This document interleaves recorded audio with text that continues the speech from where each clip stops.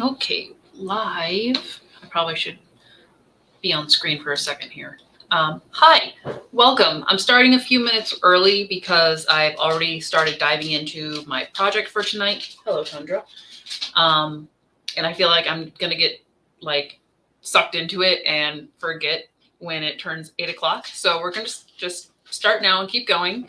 Hello, if you're already here. If you're rewatching this, thank you for putting up with that.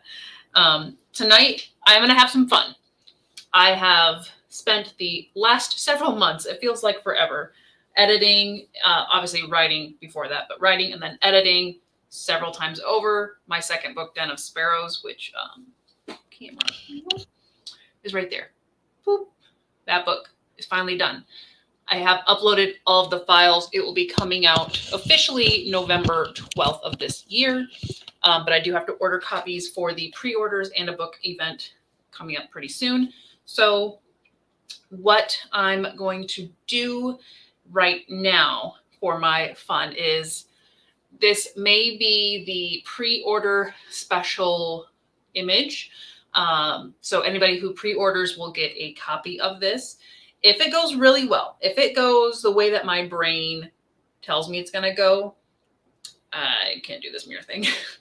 I might have an updated version of the first book's cover so that it's a little bit more closer to what book 2 and book 3 are going to be like, because there's a bit more of a powerful presence. I do love the cover for book 1. It's always going to be, up there, OG, but I think having this alternate cover will be really fun. So if it does work out that way, I will be trying to print a dust jacket to send to the pre-orders of book 2. That way, if they already have book 1, in theory, they can choose whichever cover they want and they can put that dust jacket over it if they should please. So that's kind of what I'm doing tonight. Again, it's a couple minutes early. I have hot cocoa in my Dumbo cup. And these are like my favorite types of mugs to get, with all of the sketches and this one doesn't have the notes. I have one with Donald that has like the sketch notes for Disney. But yeah, this is like my favorite. If I ever get a Disney mug, I need the sketches on it, just so you know. And we got a couple people. Hello, welcome. I don't think you've been at a Creative Commons before, so hey, thanks for stopping in. Let me know if you're working on anything, if you have any questions. Phoenix, hello. Firsties for the OG crowd. I don't know who's coming in today, and it's always a hit or miss on like a weeknight for me. But let me bring up what I'm working on and kind of get you guys caught up on where I'm at, since we're gonna have fun today. I'm gonna be working on some art, and then who knows what'll happen. So I've already started in this past half hour. Let me switch over here. Without going into too much, because I think I'm just going to explain myself over and over, I quickly sketched out a skull for me to work with, because what I'm going to try to do is illustrate Rome's armor, since he has the metal that literally grows out of his skin. And it's actually, its foundation is his bone structure. So that's why I started with the skull instead of just drawing a face. That way I can have it branch off the skull the way that I want. And part of me says I probably should zoom out so I can get the other edges of it.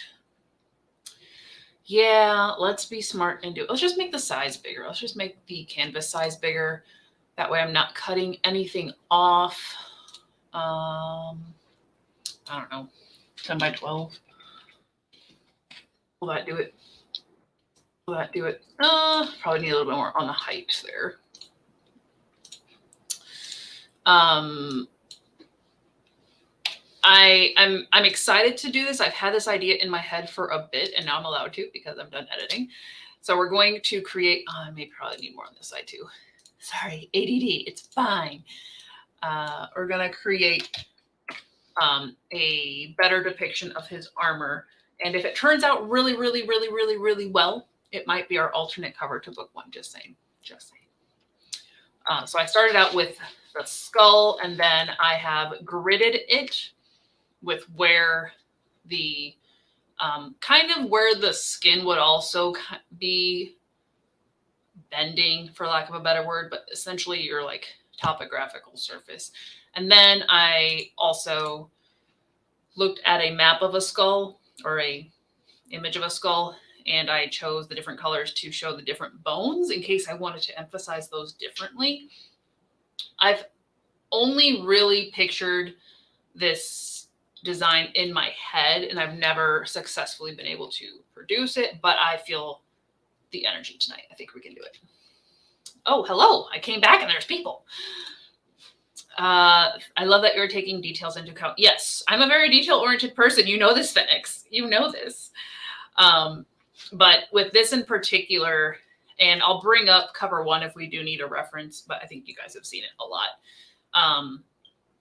Having the proper bend of the metal and where it comes out, especially because his skin his less bony parts are more covered in scales. So I want to make sure I get the curve right on those.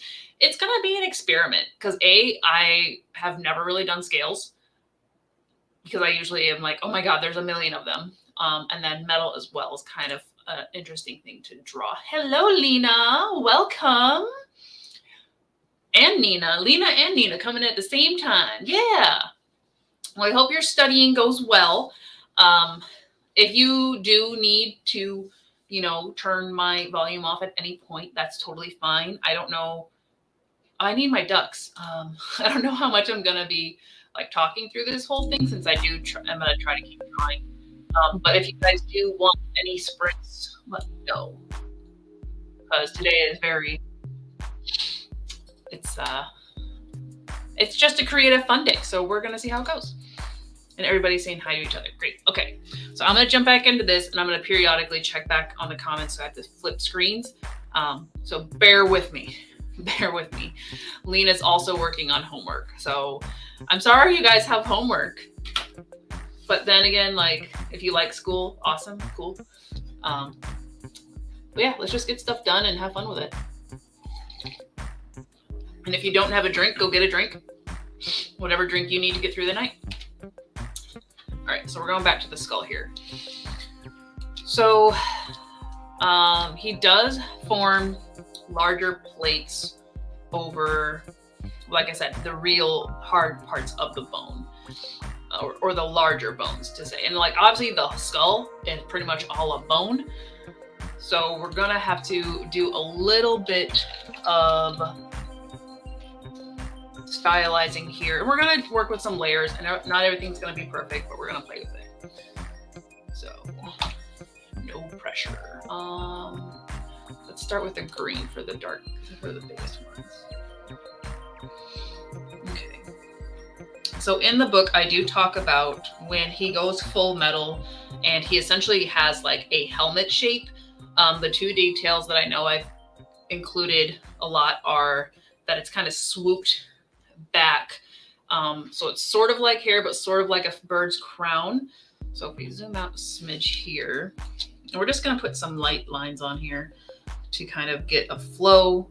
I'm probably going to be more flowy. Ugh, that's too dark. We're going to take down that opacity. We're just going to swoop at some intervals here to create a natural bend, as if they were all going back. And the other point was that it forms a visor, so that he has a very narrow vision range of vision. He can't see a lot. It's very narrow. So I am gonna kind of just give us a low brow line here. We're gonna assume that it comes down and forward a bit. And with it coming on to the bone of the nose, I'm actually gonna give it, we're gonna start with a sort of dip here, focusing on that nose. Probably not, let's look here. Angry eyes, I've got angry eyes. And that will also swoop back. The other big bones we're looking at are the cheekbones. And so those, I don't want them to be so dramatic. I do want them to come back a bit so they can, essentially they would be covering his ear. So rather than it being so pointy, it's probably going to be a partial plate like that. And obviously this is the whole bone. So we're going to work on the shape of it as we go. But these are where the primary large bones are on the top. Like I said, that's going to kind of branch back, and we'll play with it. Try not to turn it into hair, but I do that all the time as I draw hair. So just bring this up a bit. I don't mind playing with that button. I got this button here. And so the bone, it comes down. So I think it's going to end up being two separate large plates here. So he'll essentially have the cheek, and then there will also be a nose plate. It does connect. It does connect. I believe it actually does all kind of connect and branch up into the forehead here, but the nose see if our nose bone doesn't go all the way to the point of our nose. So that would essentially put it around there. We're going to leave it there for the moment and see if I want to extend it or not. Because remember, all of this is going to be scales. Armor, scaly armor. So the other big bones to emphasize, he definitely has a like bottom jaw hinge armor thing. Okay, Stephanie is here. Okay, let me flip over and get you in the zone. Hi, friend. Oh, I can't hear you. Nope. I hear my ducks. My audio, I think, is working. If anybody else, can you hear her, or is it just me?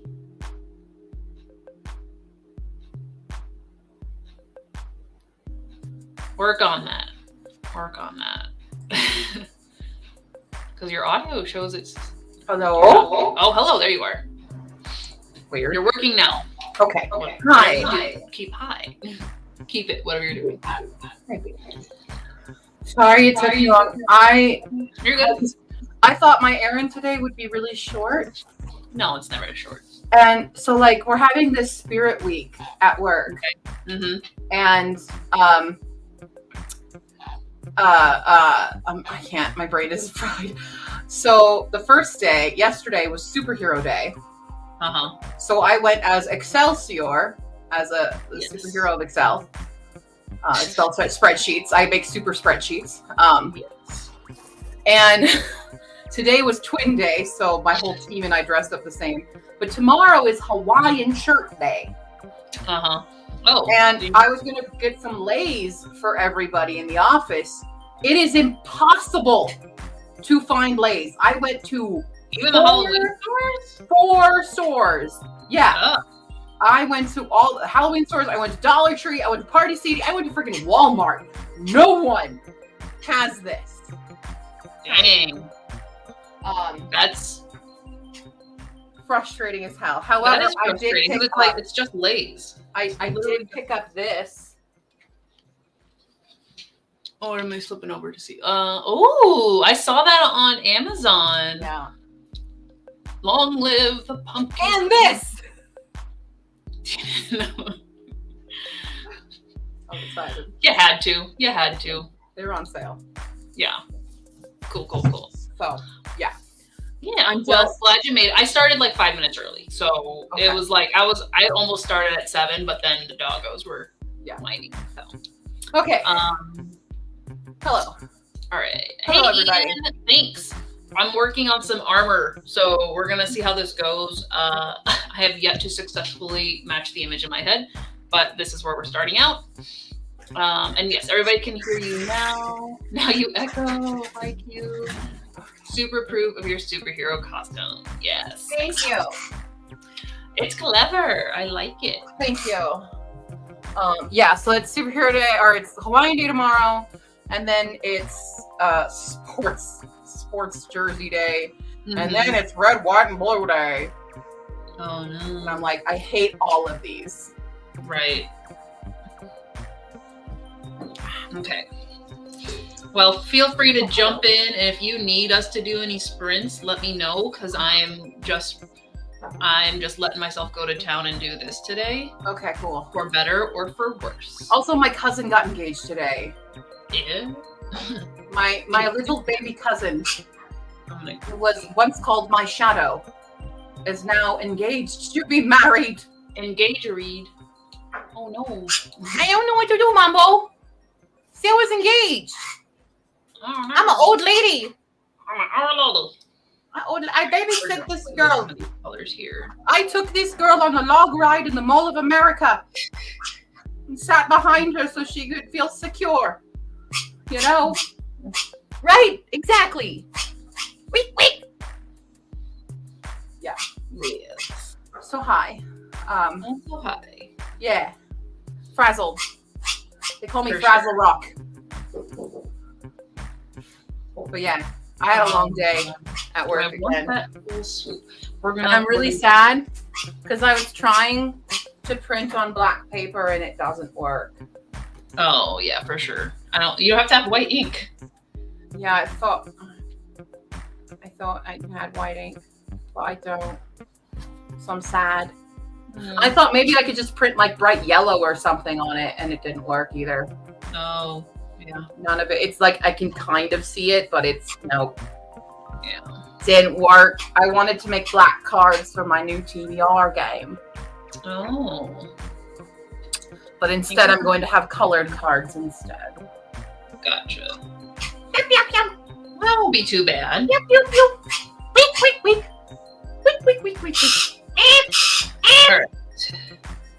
So we are definitely in experiment mode right now, trying to get. Who are we drawing? What are we drawing? What's going on? Fill This me is in. going to be Rome's armor. Rome's Worst armor. case scenario, it's the pre-order art that you guys are going to get with your book. Best case scenario, it's the alternate cover for book 1, but I have to really like nail my image in my head. Sure. But basically, just to catch you up, I started out right before the stream. I drew a skull for my reference because the metal essentially is growing out of his bones, even though it does take over his skin. So there's the plates that are bone structure based, and then there's the scales which cover skin, whatever. Weak. So we gridded that out for the scales, and then I was like, well, let's start with the big plate, so I'm not like scaling the entire thing. But we'll see. Sorry.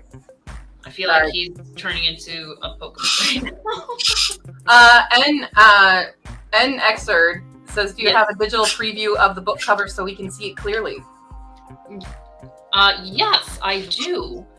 Let's actually show off stuff I'm supposed to be showing you guys.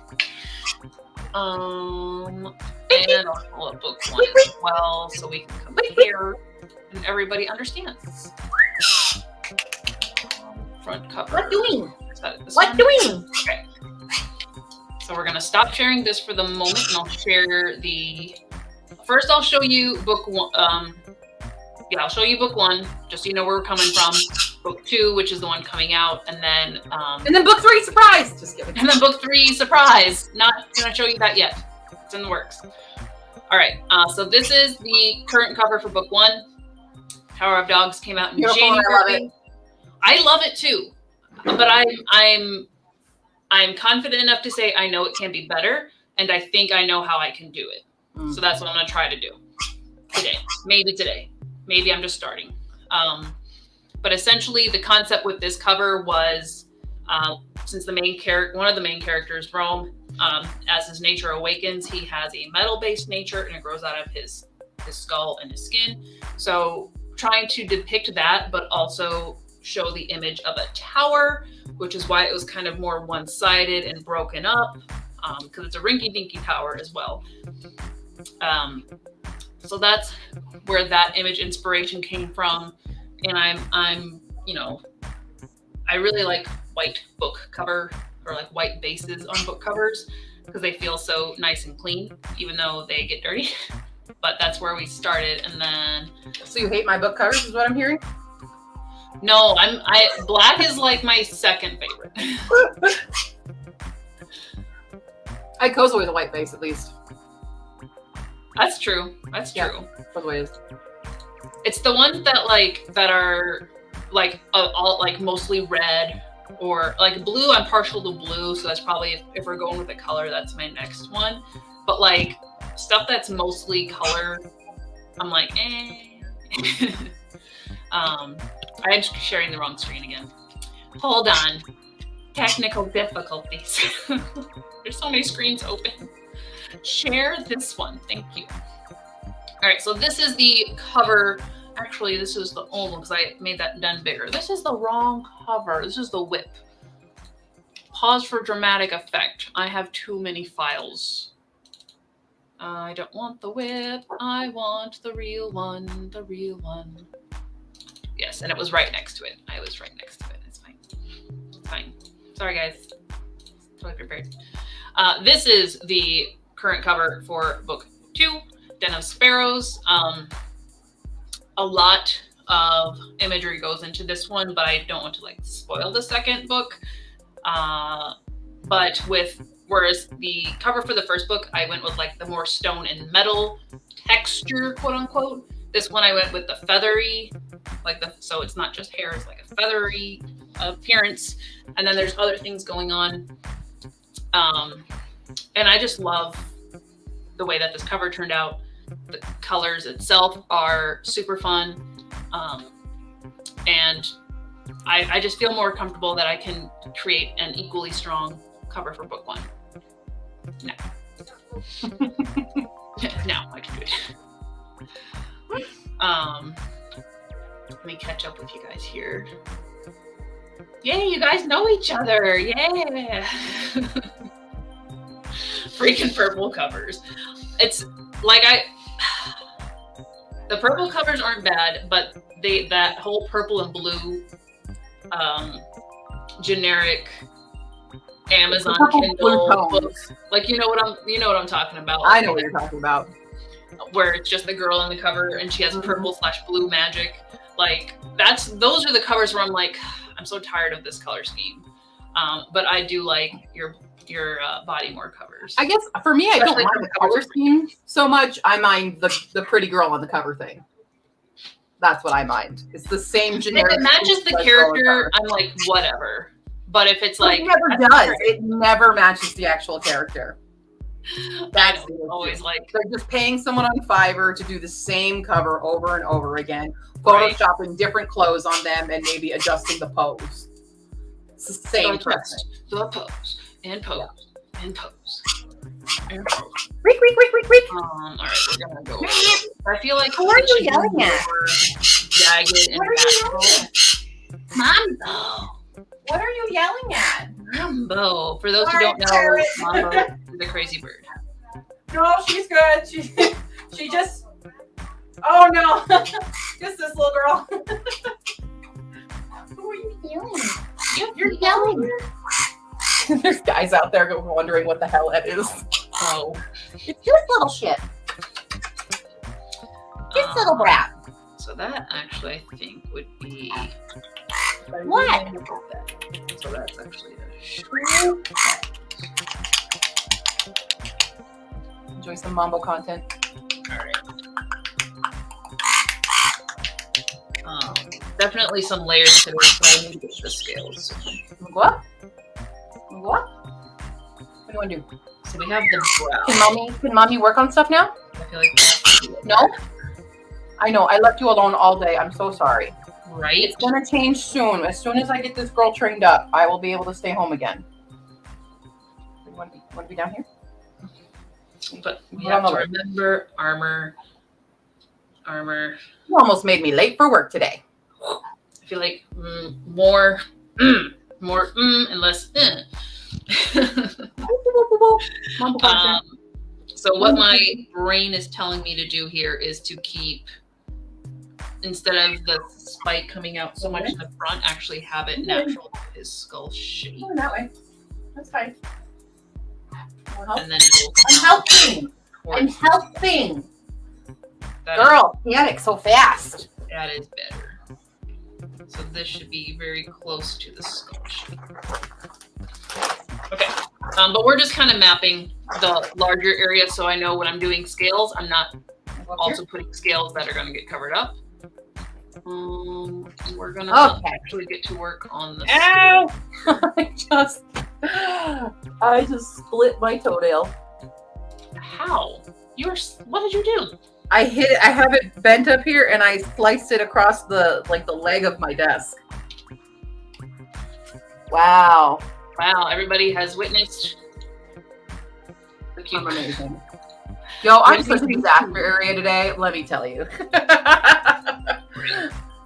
I am frazzled beyond belief. This off, so when I do the scales, I'm not doing all of them. And Exert says, I wonder about the scribble lines on Tower of Dogs, and the face doesn't strike me as a tower, but like, is the representation of the tower supposed to be in the degradation? Definitely tried to show that because, like I said, it's a rinky-dinky tower. It's not been taken care of. It's practically, it's not quite leaning over, but it's crumbling and breaking Could be down. in a second. It could be in a second. I mean, if the wrong wind blows, it's going down. Yeah. Not another one structurally sound. Right, but we all love it, and we're gonna keep the tower because it's tradition. I think of it very much like the barricade in Les Mis. I think the scribble lines we're talking about are the like cracklies, which let me bring that back because it does carry through each of the covers, but it's less and less prevalent. And I will kind of just go back here and pop that up. That's not the right folder. So while it is kind of showing things breaking, degrading, there is something very specific in the book events that breaks. Hi, Paula Booney. Welcome. I have to share this other screen. Extra camera stuff. That share, go back to the cover. So I specifically chose this because if you look at it certain ways, I see it like a shattering or, cracking, something branching out. And that definitely occurs, like I said, in a large part of a big event in the book. Yeah. And I'm sure if you wanted to be like super analytical, you could say like certain characters start to break. That's mean. I'm offended you said that. I mean, nobody is safe. I take offense. I will hold to the statement, nobody is safe. Nobody is safe. But at the top of the sort of head here in the front, we still have some of that, which is referring back to the first book as well. But we got some other textures in there showing as nature in multiple meanings of the word come forward. And then the one thing I will tell you guys about book 3 is it's primarily going to be a black / very, very dark back cover, because as the story progressively gets darker in many ways, the covers go white to the more grays to the darker grays and blacks. So, fun fact. That's all the planning that I've done.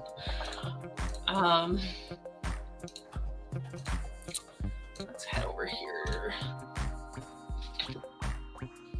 And okay, so for the scales,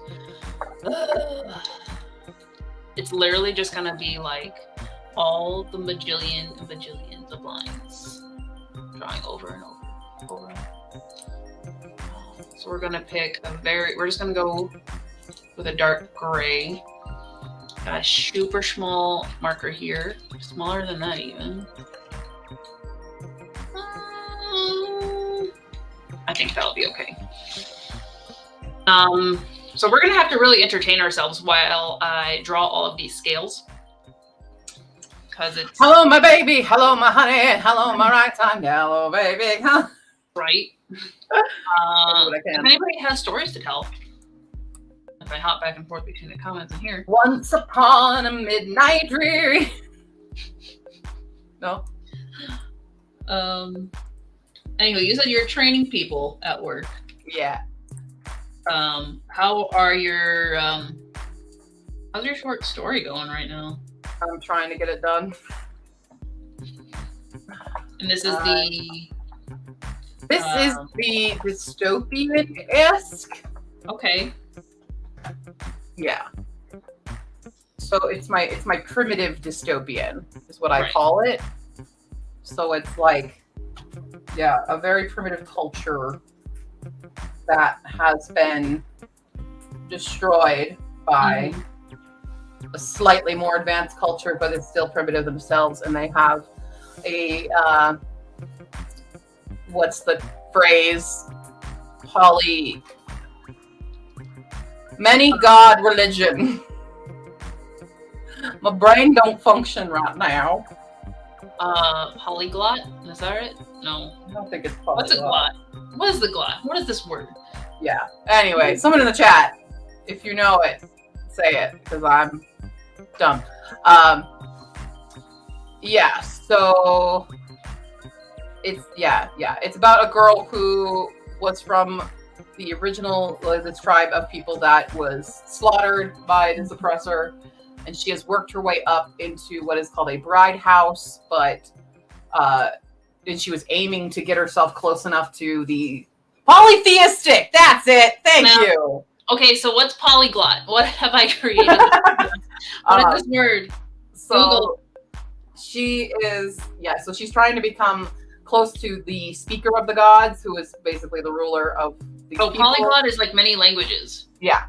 Okay. Um, Okay. Thank you, brain. You're slow, but thank you. Yeah, so she's worked her way up to try to get to him, but this is all before the story even begins, is what I'm telling you guys. Right. Because originally I did plan for this to be a big ass novel. Of course. But one of the girls betrays her because she's worried about her status, so she fakes that she's having an affair, and gets her put up. So the gods are unhappy right now and have caused many problems. So they determine, the council that serves the speaker determines that sacrifices are needed, and so she is chosen as a sacrifice to be thrown into the volcano, basically, right? Fantastic. However, on the way up the mountain, the volcano explodes. It erupts. And everyone's kind of struggling to stay on this mountain, and she sees a young boy who is struggling to stay, hold on. And so she saves the boy's life and doesn't realize that this little boy is the speaker's brother. And so the speaker, who also is there to help, he decides to favor her and make her the new representative of the goddess Izarasu, who a lot of it is based on like the 7 lucky gods and the origin story gods of Japan, because that's where I originally came up with the idea. So Izarasu is the goddess of fertility and lovers. So every single god has like a something and something, basically. So there's like merchants in commerce, there's warriors in strength, and something. Harvest and hunters, all that stuff. So that's what she's in the bride house. So she's fertility and lovers. So he makes her this. He intends to kind of like keep her close to him because she's the only one who's ever done such a thing, except for his bodyguard, who is the representative of the god of warriors. But because of this, he's like, the volcano is angry. So the gods are angry, and they now want a pilgrimage, which is, so each of the representatives of the council. What? She disagrees. You missed something. You don't like the story? I'm sorry. Apparently you missed something. So they have to go on a pilgrimage to the original shrine of their respective gods and earn favor and make their way back. So it's very dangerous because, certain representatives have teamed up with each other to ensure that if the others don't make it back, because then they have to fill those slots, they'll have the influence to pick the people they want to go into those slots. So, and the speaker knows that his council has betrayed him, and this is his way of getting rid of them as well, and refilling the slots with people he wants. So he's letting them pilgrimage to see, and make their way back. So that's a little bit of Hunger Games esseness there. You know, just a little dystopian. Do you think that's dystopian enough? Yeah. Dystopian enough? I have a hard time really defining. Definitely has that like almost prehistoric. Yeah, I if you think of like the movie like Apocalypto or something, that's kind of the culture I've envisioned. Okay. A little bit. But slightly different. But like, you know, worshiping gods, and like they're still a fairly, like, they're developed enough to have all of these different roles in their country, and then, you know, developed enough to be an oppressor of another culture. Yeah. Look at us. We're so good. Take care of these. Yeah.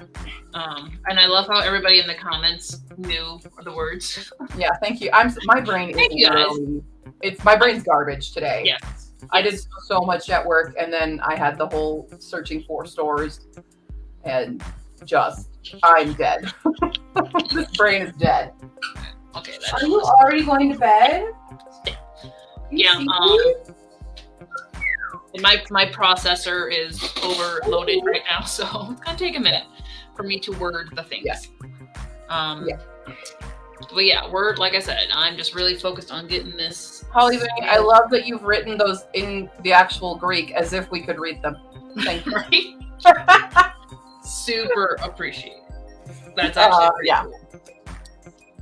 cool. Apparently, we all need to learn Greek. Let's do it. Good. Cool. Yeah. So anyway, I'm holding back because I really want to talk about book 2. I know. Since I just like reread it, and there's certain scenes that I'm like, I want to talk about them, but I have no one except for you. But then we can't because there's people. Because of people. Because no spoilers. I promised. No spoilers. However,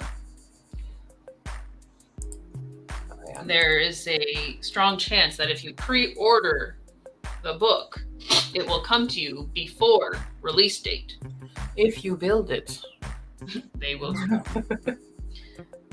Yes, and I have built it, so come to me. Come to me. Oh, but for the record, setting up ebooks is the worst thing in the world, and I pray for anybody who has to do it. That's fair. It's terrible. That's fair. Terrible. Polly Foodie, I love you. Oh my god. What's going on? You don't speak Greek? No worries. I make lamb. And it's a quote from one of my favorite movies. Big Fat Greek Wedding. My Big Fat Greek Wedding. I love that movie so much. I do enjoy it. I love that actress too. I love her so much. Just let me touch your hairs. Let me touch your face. My mom and I constantly. Oh, guess what I'm doing this weekend? You gonna go see your mom? Yes, that's part of it. Yes. You and your mom are gonna do something? Uh-huh. You're gonna watch something? Uh-huh. Is it Greek? No. Oh. I thought we were on a roll. You're getting there. It's all good. It's something else my mom and I do a lot together. You do? Don't you watch a show together? We watch a show. You watched Bridgerton together. Yeah, we did that. We also watched The Handmaid's Tale, and we watched. Yes. But it's like we're actually going out somewhere. Oh, look at to the theater. The theater. And we're going to see Into the Woods. Into the Woods. Right across the street from me, we're going to the play that I almost auditioned for, but didn't because I wasn't in the fancy union thing. Oh, that sucks. We're gonna go see how bad it is. I'm just kidding. There will be note taking. Without you, they can't do anything. I love how like the majority of my are in theater, and I just worked in the costume shop. Yeah, because I could not. I'm excited and worried. Apparently, they cast Milky White as an actual person. Oh, That's the cow. yeah. Just in case anyone That didn't like know person? about Milky White. I don't even know. Can you guys even see this really well? Okay, I guess you can. Yeah, we can. Yeah. Okay. Well, it's coming along. It's coming along. In the meantime, I will start singing excerpts from Into the Woods to entertain everybody. Okay, you ready? No worries. No worries. No, I need to write. I need to do writing. Lena watched the Burner Pit Peters went to the woods. Yay!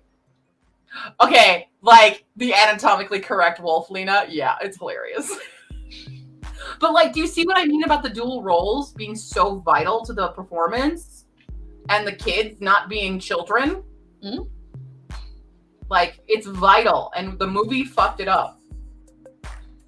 The movie did it wrong.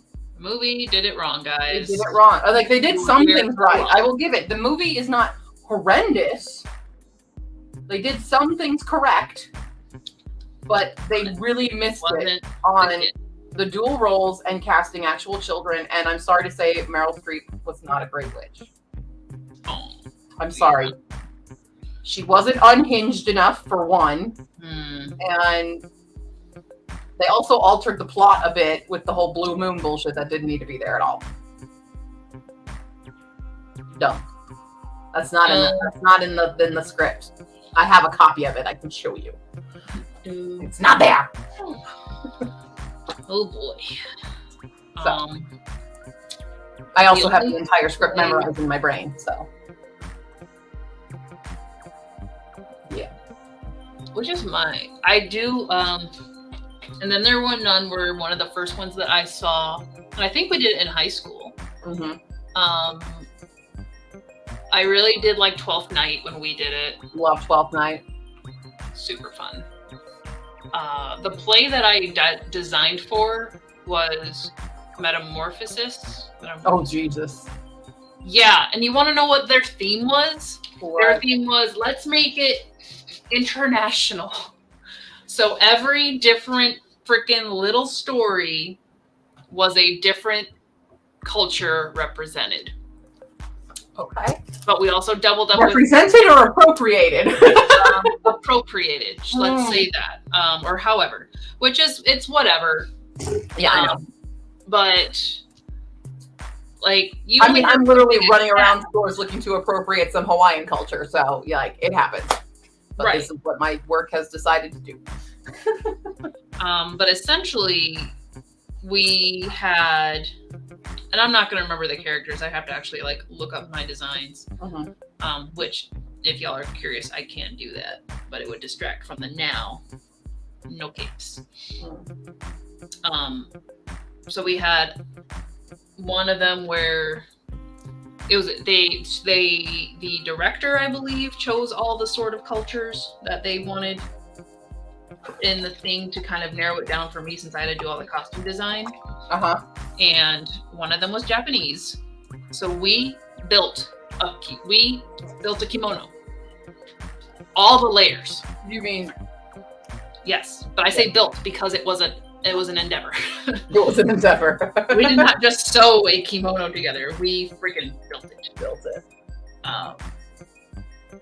And then for Midas's daughter, it was one of my favorite costumes, and we got a gold shimmering fabric and made it into her dress, and then over it we had like a sheer with white polka dot, so it was like a whitish sheer with white polka dots, so that when he went to grab her and she turned to gold, that part of the dress came off.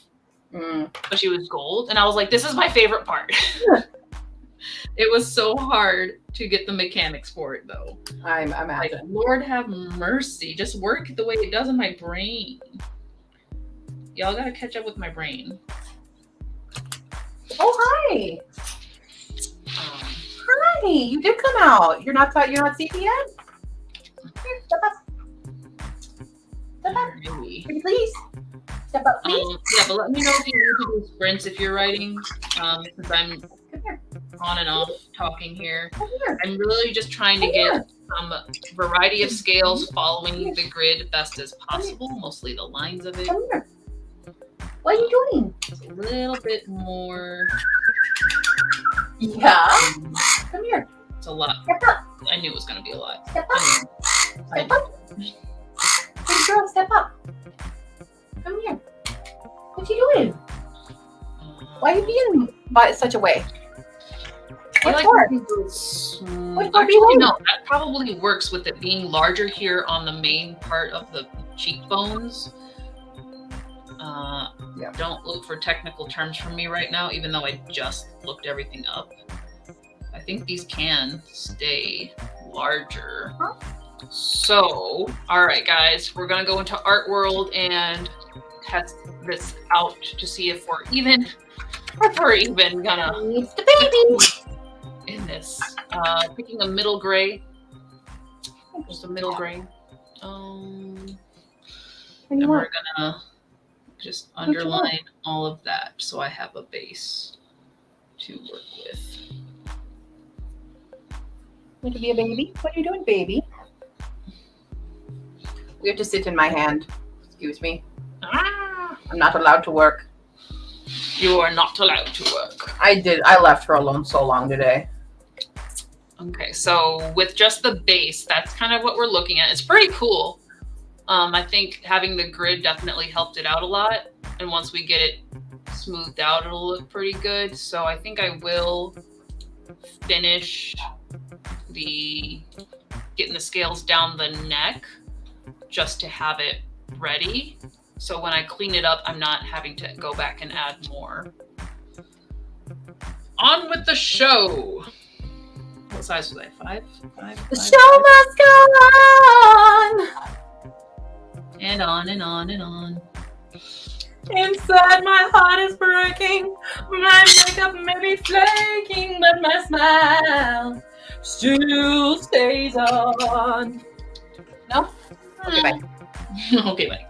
Okay. Not into Queen. My bad. My bad. My bad, Mambo.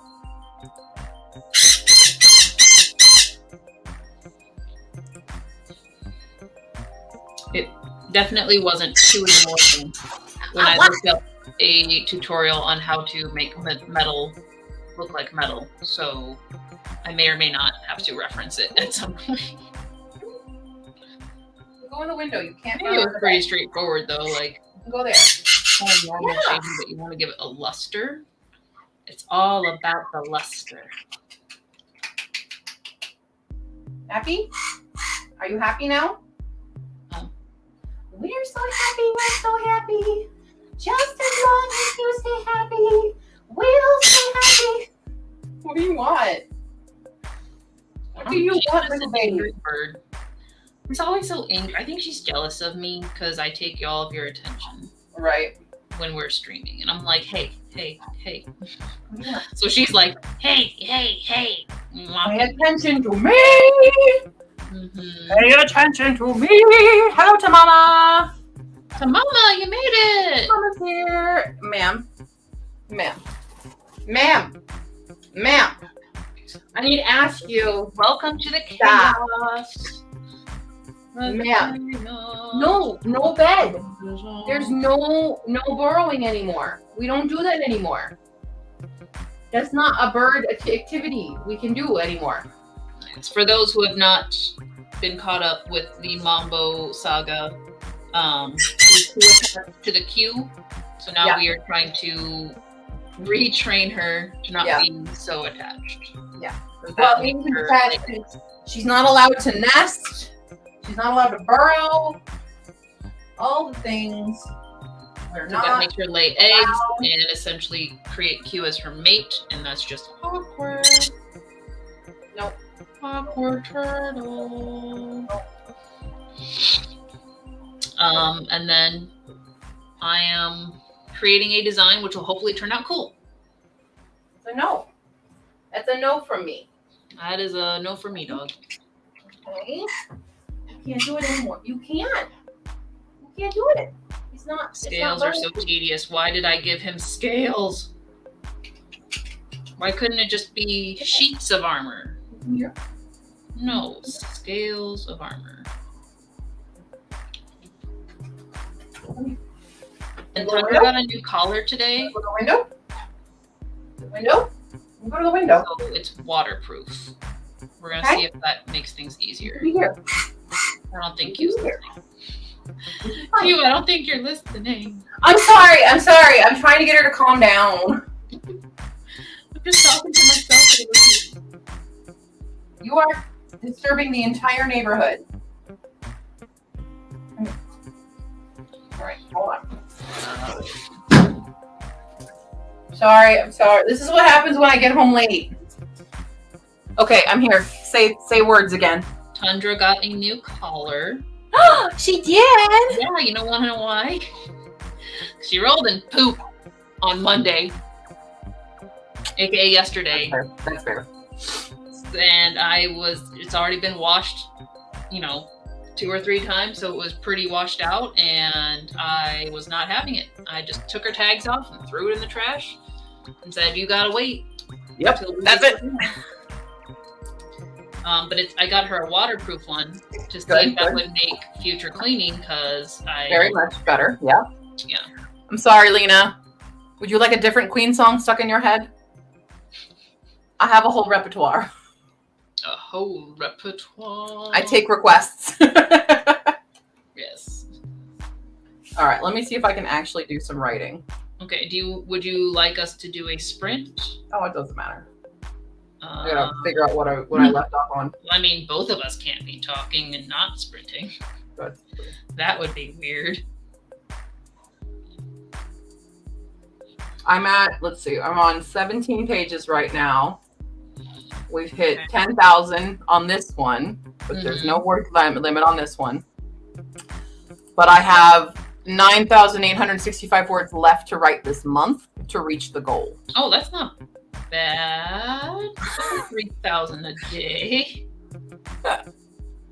It's been worse. Feel free to get an entire playlist stuck in my head. Don't do that button. I started a play. Everyone getting okay. Well, I take requests. Whichever Queen song you want me to sing, I'll start going. Oh boy, you guys asked for it. You asked for it. You asked for it. I was raised on Queen. The Beatles, Zeppelin, Frank Zappa, the Monkees, Peter Frampton, the Who. Who? The Who. And of course, musicals. And of course. Hey! No! You're not allowed. Not allowed. Oh, that doesn't work. Oh, that doesn't work either. That's not allowed. What doing?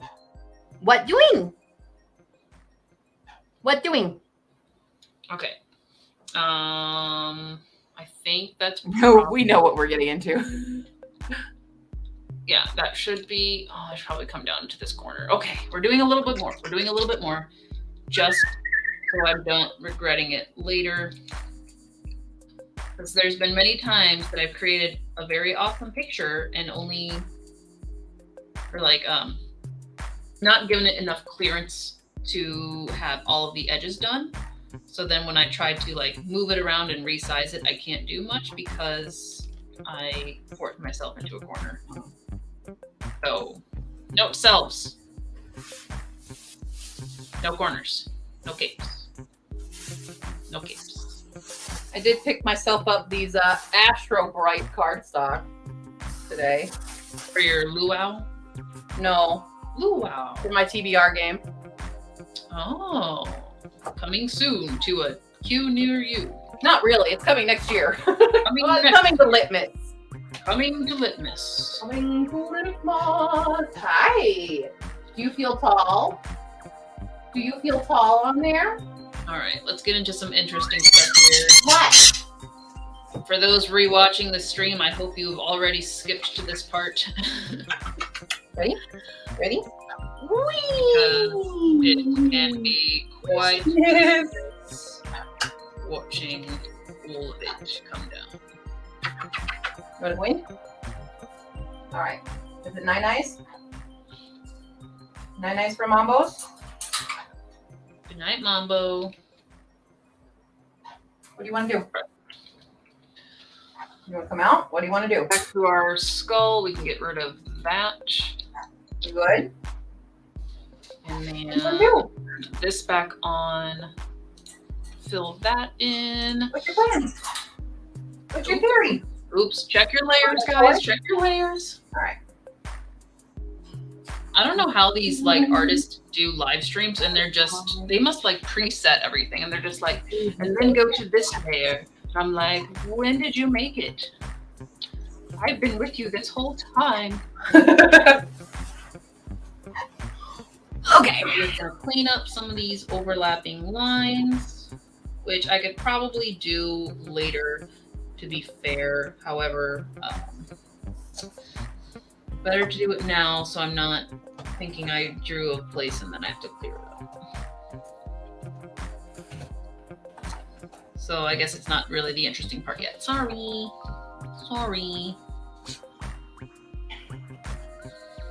We got excited. Let me see. What else has happened in the life? Now that winter is coming, I think it's time for some inside house projects. We still have to finish getting like the grass growing since the patio is done, but the fact that our trimming, like when we painted the rooms, is still not fixed is going to start bugging me again because I'm going to be in the house and looking at it. So that's on the table, but we also have as many do, you have a shower fan, right? Now, your shower fan should be vented to the outside to not keep moisture in your house. Sounds reasonable. Why wouldn't everything be designed that way? Well, I don't have one. Put ours in, or fixed ours, or whatever they did. Decided, no, it ain't worth dragging this long metal tube-ish thing to the wall. I'm just gonna vent it into the attic. So, it is only due to fortune of my laziness and rather lack of wanting to use electricity that rather than turning on the said shower fan, I just have the windows open to vent out the shower. Otherwise, I probably would have had a lot more moisture in the attic since that has not been addressed. So first order of business is to climb into the attic, hope the spiders are still asleep and not coming out for a minute, and finding a way across the itchy scratchy insulation to manhandle that vent tubing and do it right. Mm-hmm. Also, I realized I missed the question from Polly Booney about Pai Pai. I'm sorry, I missed this one. What's going on with Pai Pai? No, she just asked, does Pai Pai miss it's her mommy, Pai Pai girl? / how did Samwise, RIP, get along with the pup so well? Samwise did not leave his cage area. He refused to. He was not hand tamed like a Mambo. Yeah. And thus did not take up any sort of territory other than his cage. Mm-hmm. So he did not care about the dogs. As long as they left him alone, he was fine. Mambo, on the other hand, is very much territorial of the bed, for one, and me, and Pai Pai, and she is so vocal. Samwise was vocal, but just when like I was talking, like you saw the videos. Yeah. She is not that way. She's vocal just on her own. Yeah.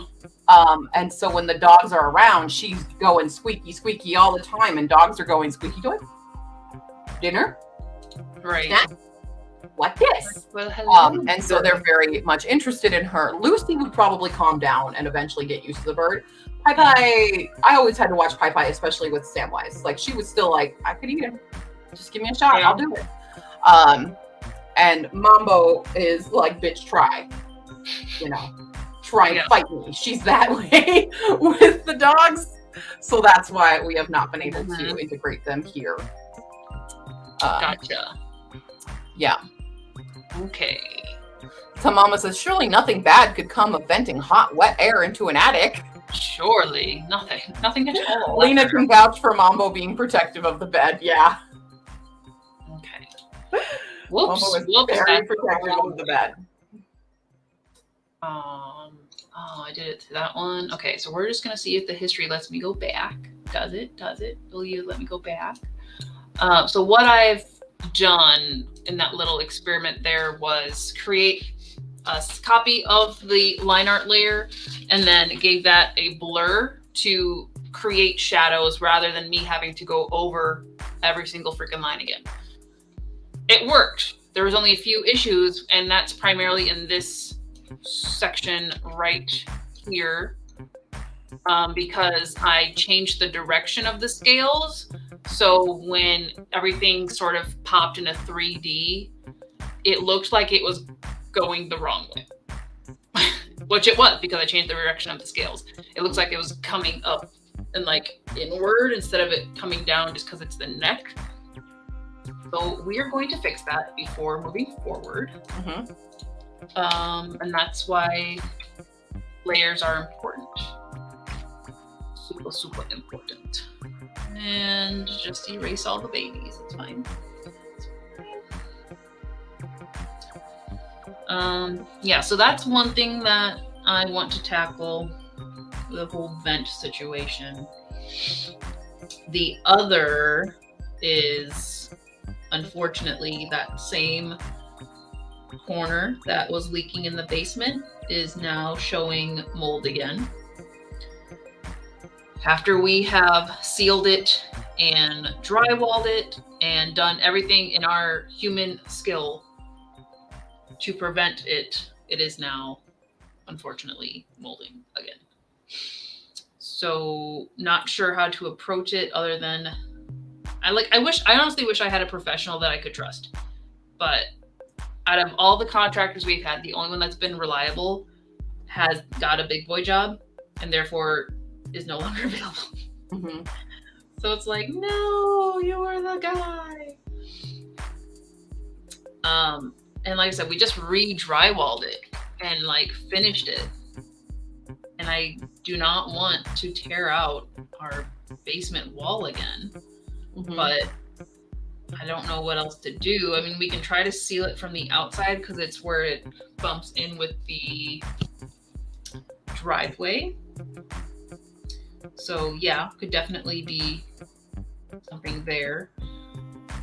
But y'all, this house, like, it's a beautiful house. Love it. Glad we got it. Wish it had been taken better care of. And it is just disheartening sometimes. Yeah.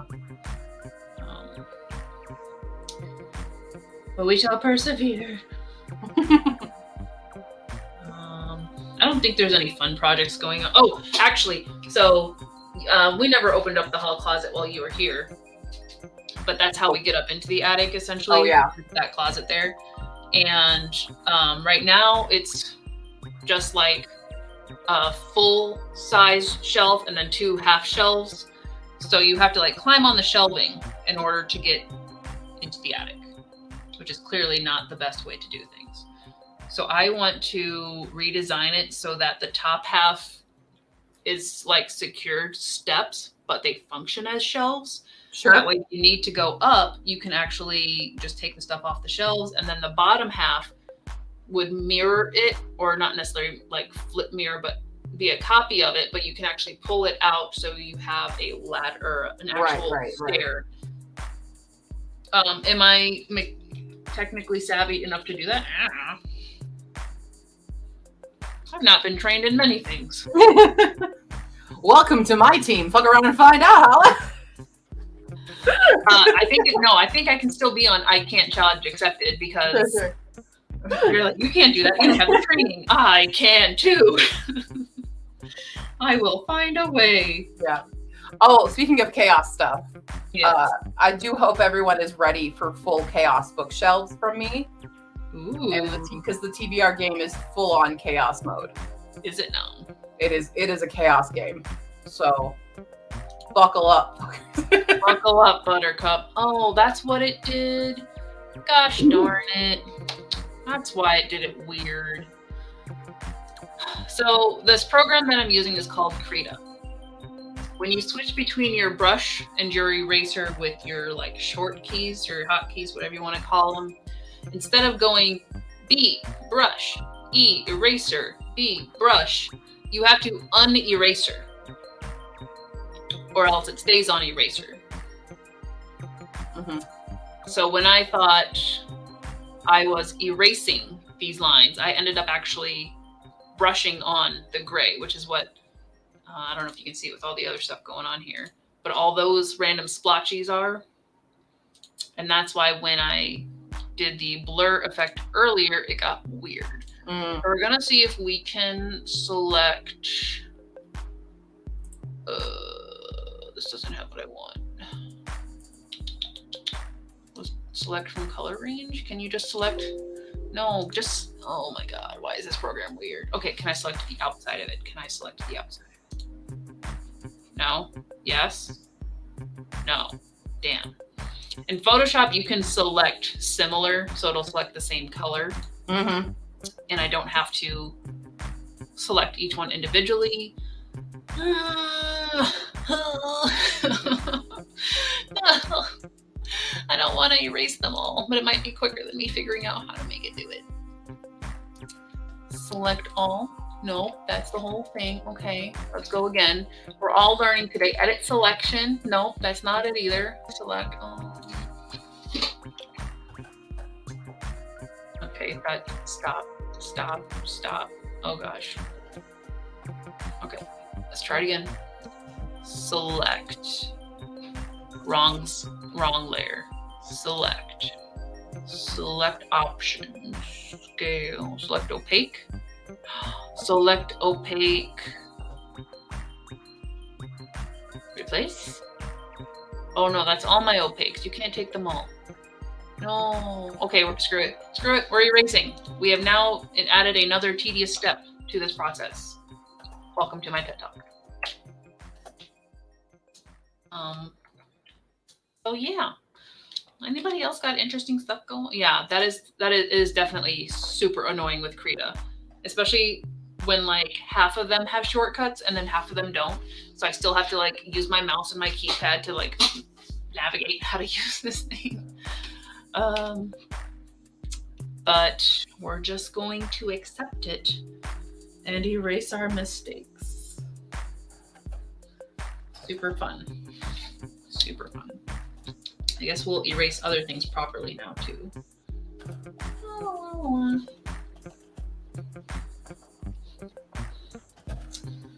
Oh yeah. But assuming should this not turn out well, should this totally be a dumpster fire and never see the light of print,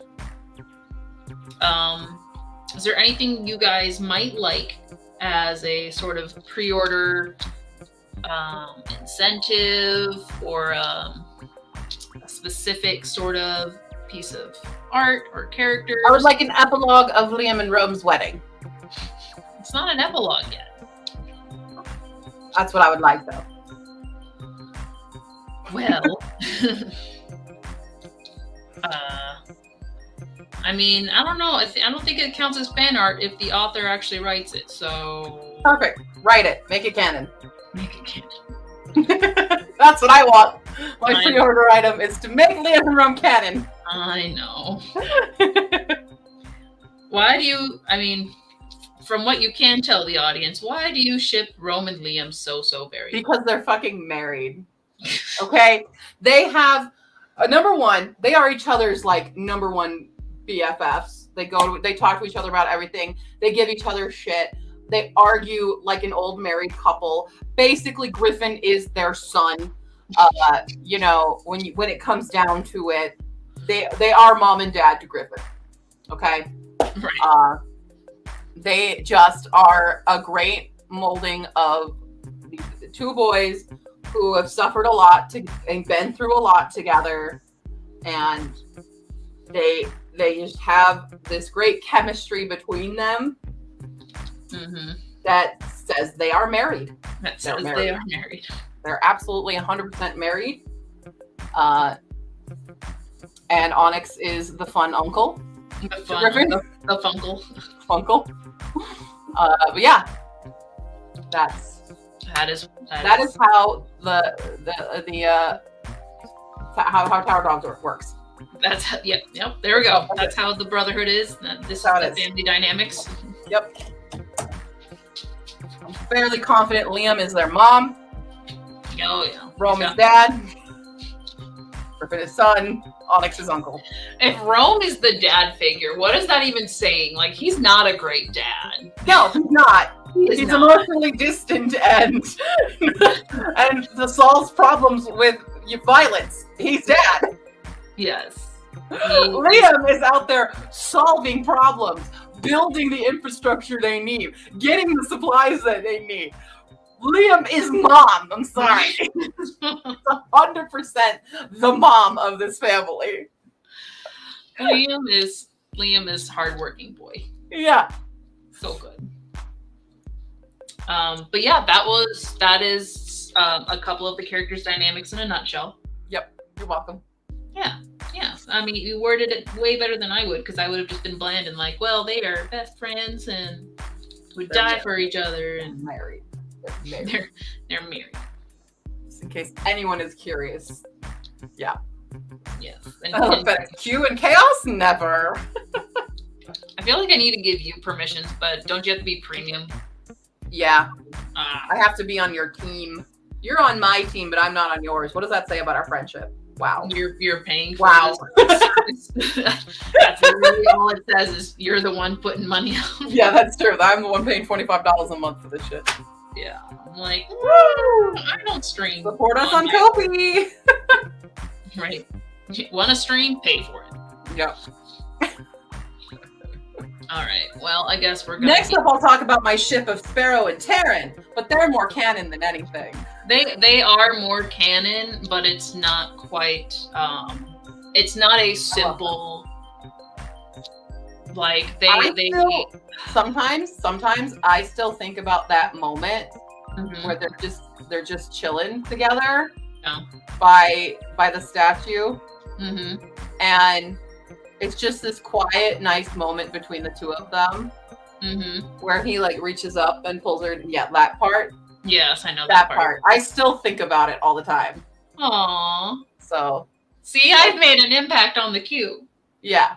I've given her a squee. Yeah, they're cute ass moments. Yes, they have moments. Very rare moments in this book do we get these nice, quiet, happy moments. Yes. But when they're there, they make me happy and they stick with me. Yes. That's not to say some other moments have not stuck with me, because boy, have other moments stuck with me. Yes. And nobody is safe. Once again, I shall remind you, nobody is safe. Except, of course, for everybody that I've named, and they're all going to be fine and happy in the end because I demand it, and I will riot otherwise. I will write you an alternate ending for yourself. You better, yeah. Just write one version that's just doing all the things that I want, but publish everything else, and I'll publish everything else. And you'll make me think that this is the real canon copy. Just gaslight me. Just totally have her review, and everybody's like, that never happened. It didn't happen in the book. Are you alive now? Mom, yeah, I've been alive. You've been dead this whole time? Elaborate, but if it's like very elaborate of an elaboration. Are you live now? Probably. Yes. Like we're live. Yes, yes, we're live. I am actually, yes, I am live streaming lively. Currently, this is live. This is ongoing. This is you live. Call me, you will be interrupted. So don't call me. And yeah, no Thanks, no. Mom. Because otherwise I have to take over the stream and I'll just tell everyone all the very canon things that happen between Liam and Rum. Right. All the super canon to Q. Very, very canon things. There you go. There's a little video series. Canon to Q. Canon to Q. This didn't happen in the book, but it's canon to me. I did. Oh, I have an echo. I wish I could just spell canon with a Q, but then it's QAnon and everything gets ruined. QAnon with a Q. No, we can't do QAnon. We don't do those peoples. Weird. Makes me sad. Oh. Yeah. But canon to Q is good. I like that. Canon to Q. I was gonna say, but I think I'm echoing, so I apologize for that. Brain fart.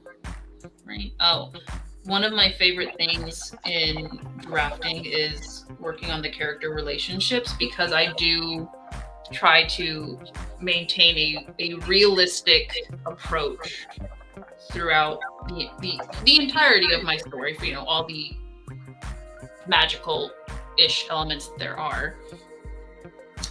So while there is a relationship building up between Sparrow and Taryn, super slow burn, like slower burn than a lot of slow burn, because They're young. They're young. There's other problems. There's so many other problems. There's a lot of other concerns going on.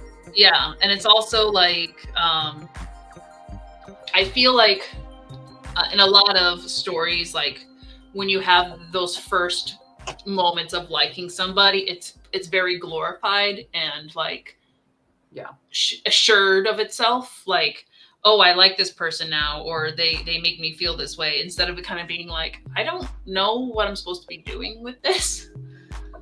Like, is this how it works? But yeah, there's taking a very, very slow approach to it and dealing with realistic issues that come up, because, they do not necessarily butt heads, but there's certain things where they are on different ends of the conversation, and just handling it as mature as they can, without trying to like go off and attack other people because we are overreacting, Taryn. Yeah. So their relationship is very fun to play with. But even then, like the dynamics with the Solus family. So strap yourselves in, guys. We're going to go on a verbal journey through some of the cast. I wish I had all my character art done so I could give you some better imagery. But since we're working on scales and not doing much else, and you probably are doing your own thing and not listening, we're just gonna talk about it. Speaking of scales, really quickly, can I make one plug? Yes. Hey, everybody in the Discord, if you're in my Discord, go vote on the indie book in the indie poll section. Yes. Please vote. That's why Scales reminded me, because one of the books is called Scales. Something Scales, yeah. So, no, it's literally just called Scales. Was That's it? Okay. That's the title, Scales. Is that the one I voted for? No, you voted for Stone of Destiny. Oh, did I? Okay. There are 4 books. There's The Finding, The Stone of Destiny, The Last Lumedian, and Scales are the 4 books. I need to get this picked before October, so please go vote. Thank you. That's the end of my spiel. Continue. I mean, I did vote, so if nobody else vote, I win. I mean, well, there's 2 other votes above you right now as well. No. So you're not in the lead. Oh, come on, guys. Vote for the Stone. Stone of Destiny. Scales is currently in the lead with 2 votes. So there's only been 3 votes so far. So please vote. Please vote. If you haven't already voted, go vote. Help me decide what I read for the stuff. Yeah. Thank you. Characters. Let's go. Characters, yes. We're talking specifically about the Solus family. Solus spelled S-O-L-A-S. So this is the family that more or less adopts Sparrow when she arrives in the city of Eden. Now, it's not a straight out adoption of like, welcome, you're our new daughter. It's a, hey, our daughter Jenny, who it's a servant. But they call her a ward because of certain privileges that she does have as their daughter's companion. Because Jenny is the nickname for her full name, Genevieve, but she is handicapped from the waist down from an accident as a child. like a 10-year-old child. And it's not a normal sort of handicap. There definitely are some supernaturally nature influenced elements along with it. So as a result of the accident, her demeanor is sort of stuck as a child. So mentally, she's kind of stuck as like a 10-year-old preteen, aging very, very slowly. Whereas physically, she has grown. Like her body is, she's literally 18. But from being stuck in the chair, she's has like no muscle structure. Can't really move around in her chair very much. So she likes to play make-believe, and she is a princess. That's her role in the make-believe, as it is when you play make-believe. And there was a string of that I was going off of.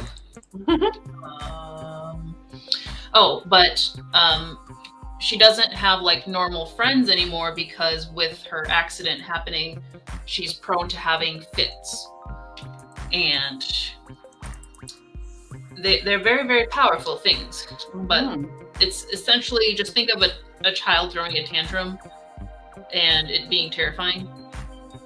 So they've been trying to monitor her and control those, but obviously that has, pushed other people away. So her only friend, who has stuck around for reasons, is his name is Godric. So he's not part of the family. He is outside of the family. And he is literally her best friend. He will, I guess sacrifice his pride in a way and play make-believe with her. He'll be her knight, and they'll just do silly things. And that's kind of his giving back to the family for reasons. Trying to keep certain things secret here, but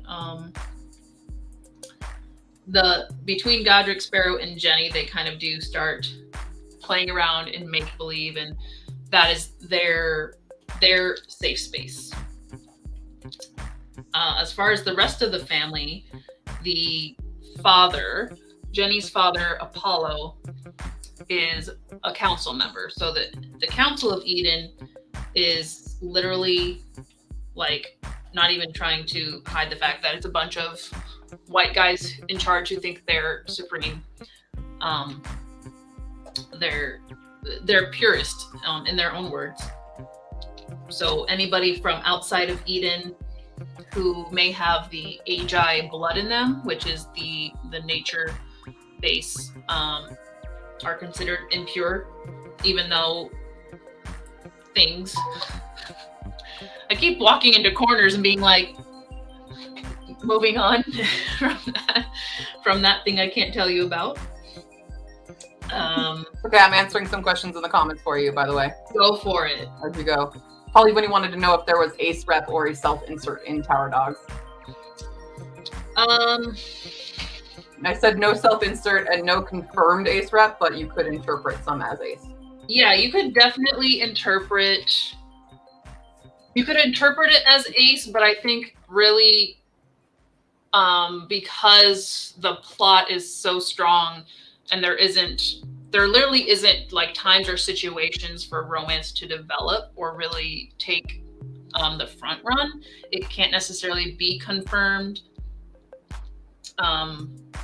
Like in my opinion, as the author, Rome of the main cast, Rome is probably would be ace, because I've never seen him doing well, even when I had a possible romantic interest for him in an earlier draft.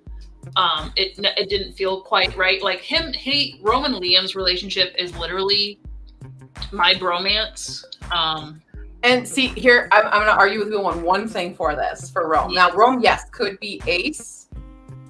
He could be asexual. However, I do think, because there are several instances of the interaction, this is why I ship Liam and Rome so much, where, like, he does note Liam's appearance and blushes.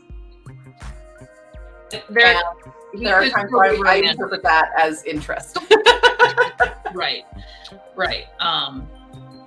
And I had Canon Onyx. I would not say it's a far cry. It's not the plot that I'm writing, and I don't have a place to put it in. So it is what it is. That's why I'm like, yeah, write fan fiction about it. It's probably good. Yeah, it's probably fine. Yeah, Polywinnie. I could headcanon Rome as homo-romantic ace. I could definitely see that. I also headcanon Onyx. I headcanon Onyx as arrow ace. Yeah, he could. He could be. He could. He has not been put in a situation where that can be challenged. Yeah. As far as self-inserts, not really. I feel like both Rome and Sparrow have elements of me, but neither are. I don't see there's no blatant self-insert. Right. But, as for any story, all characters have pieces of the author in them. Yeah. That's just how it works, because they're literally coming from our brains. Yep. And there's no character in there that I'd be like, oh, that's Hala. Right. Whereas, I feel like people do that with Ashport, where they can say, oh, Levin's cute, but. And you know me pretty darn well. Yeah. But I also don't want to say that Levin is a self-insert, but she has a lot of things that I have put into her that I do relate with, obviously. Yeah, you were kind of writing your typecast. Yeah. Without writing you. Yeah. If that makes sense. I was writing how I was interpreting myself in my situation, being home from America, bringing home from Japan, and struggle of that. That's what I was happening with. Yeah, and we can definitely, write our experiences into things like that. That's how writers. The term self-insert becomes very, very taboo, because people like to discredit, especially women who write like that. Men can do it all the time, apparently, without a problem. But as soon as a girl does it, there's suddenly bad writing and fist shaking and there's a lot of that. As soon as I will say honestly that the Lady Jane, who is she's one of the very, very large main characters in the quote unquote prequel / the next series that I'm starting. Her initial character was based off a not quite a self-insert, it was a mix of a fanfic character I made and the story that I wrote when I was in middle school. So a very early character that I created who did have characteristics that I wanted to have. Sure. So she's kind of a blend of that. And then once I started challenging the story, because I don't write a lot of adult themes. I don't do I guess more adult themes. I can't think of what else. I'm blanking right now. But once I started being like, well, what if she was put in this situation, and seeing how she handles that, she definitely became her own character. And I'm really excited to tell her story, because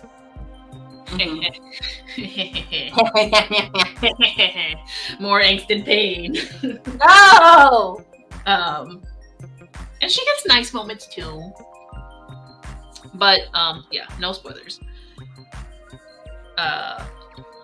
She would have been. She's the closest thing to a self-insert without being one, because she has now become her own character. If that makes sense.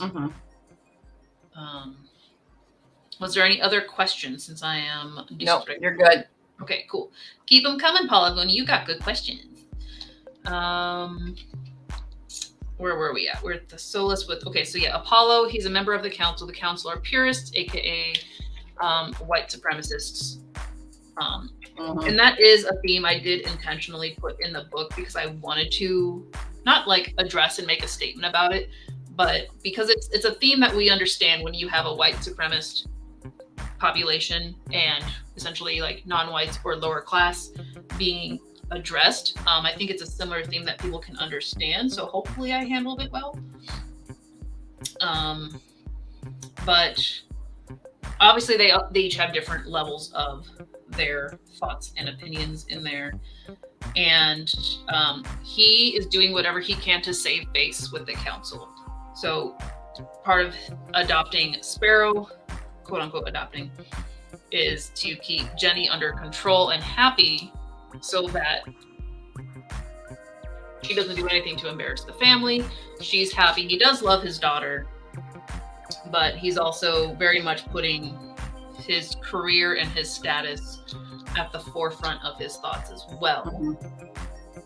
His brother Marcus is also a member of the council, since they are quite a big family in Eden. Marcus is actually the defense coordinator, the defense councilman, so he has been working more with the guard and, like, you know, with everything going on between the cities, and then like stuff with the lower city and transporting rations. So he's a more active member outside of just sitting in the meeting room. He's actually becoming one of my favorite characters. Really? Like, as like in the tertiary cast, I'm like, Uncle Marcus, how you doing? Sure. How you doing? Which is, you know, probably dangerous for him. You don't know. Oh no. And then Jenny does have a sister who, how would you describe her? In your own words. Can I say it? I guess so, because that's how. Yeah. Selfish hoe. She's very selfish. Yeah. She's Jenny's younger sister, but since Jenny's accident, her parents' attention has wholly been devoted to Jenny. So she's very jealous of her, and she's not obviously handling it in the best way. And so she comes off very bitchy. But that's really like where she's coming from, is she's jealous because her sister's getting literally all the attention. Yeah. And, you know, it's like, really the fault of the parents. Yeah.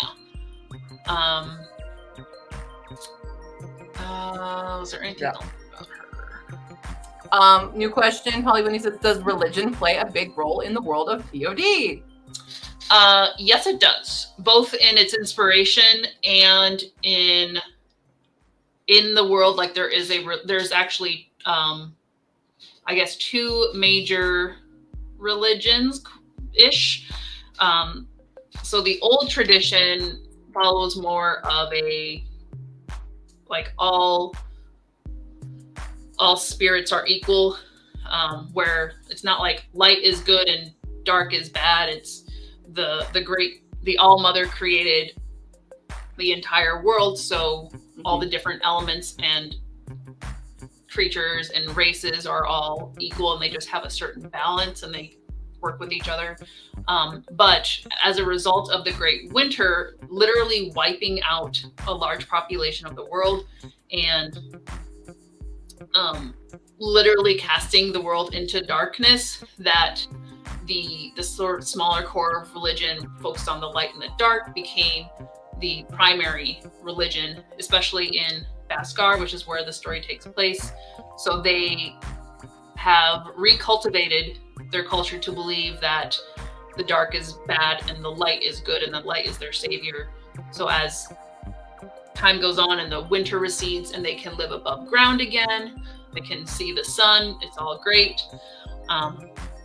That's been only more and more reinforced, and the old traditions have been forgotten by a large majority of the population, but still withheld in traditional teachings, like with Putra, who's one of the motherly caregivers who raised Roman Sparrow. She's very heavy in tradition, so she kind of follows the old religion.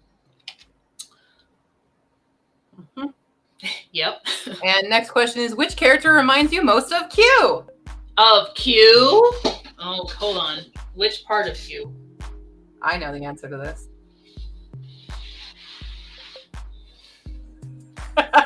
Let's see if we agree.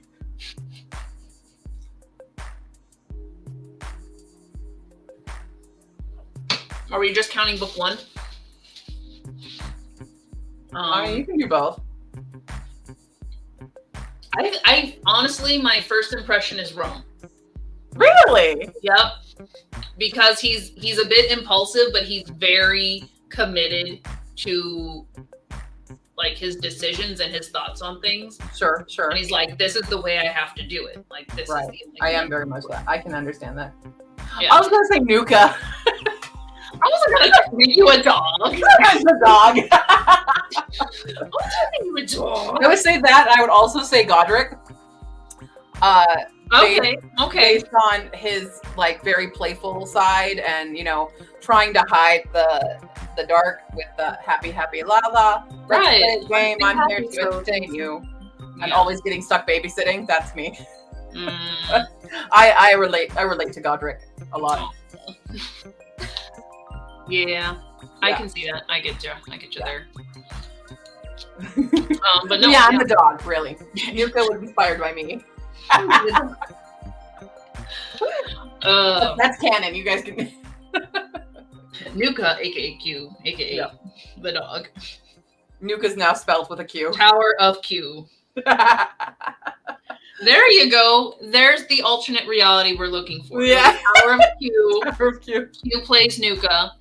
Rome and Liam are a thing. Yep. Are you? What else are you trying to change about the nobody story? gets hurt? And it's all good and dandy. It's just a Uh-huh. slice of life sitcom. In a cafe. Yeah. Copy that. Good. Oh my goodness. Okay, so where did we leave off? I tried to at least give something to each member of the family. So like, while in the first book, the mothers didn't play a huge role because we have Mhm. Jenny's mother, Helena. They're a cousin. So Marcus has a son named Kale, and then his wife Illyria is also there. Illyria's sister Ophelia is actually very, very important to book one, primarily in inspiring Sparrow, because the hardest thing about writing Sparrow is that she is a very passive character. And this was intentional because I'm playing with, you guys get to hear all the things today. I guess that's lucky you guys. You get all the behind the scenes facts. I intentionally wrote Sparrow to be more passive and Rome to be more aggressive and active. Mm-hmm. And part of that was I do have like a prophecy in the world. So there's not quite a chosen one. I've been playing with that trope. And part of playing with that is sort of, instead of, coming up to the main character, like, Percy Jackson, you're the one that's going to do this and this and this. Like, okay, well, now I know he's going to do the thing. Kind of take some of the guesswork out of it. So we don't really know who is going to do what when things are said and done. And rather than the main character being good at everything and kind of being forward and rather than Sparrow being like Rome and impulsive and just getting into trouble, she's more worried about rules, and because that's the way she was brought up.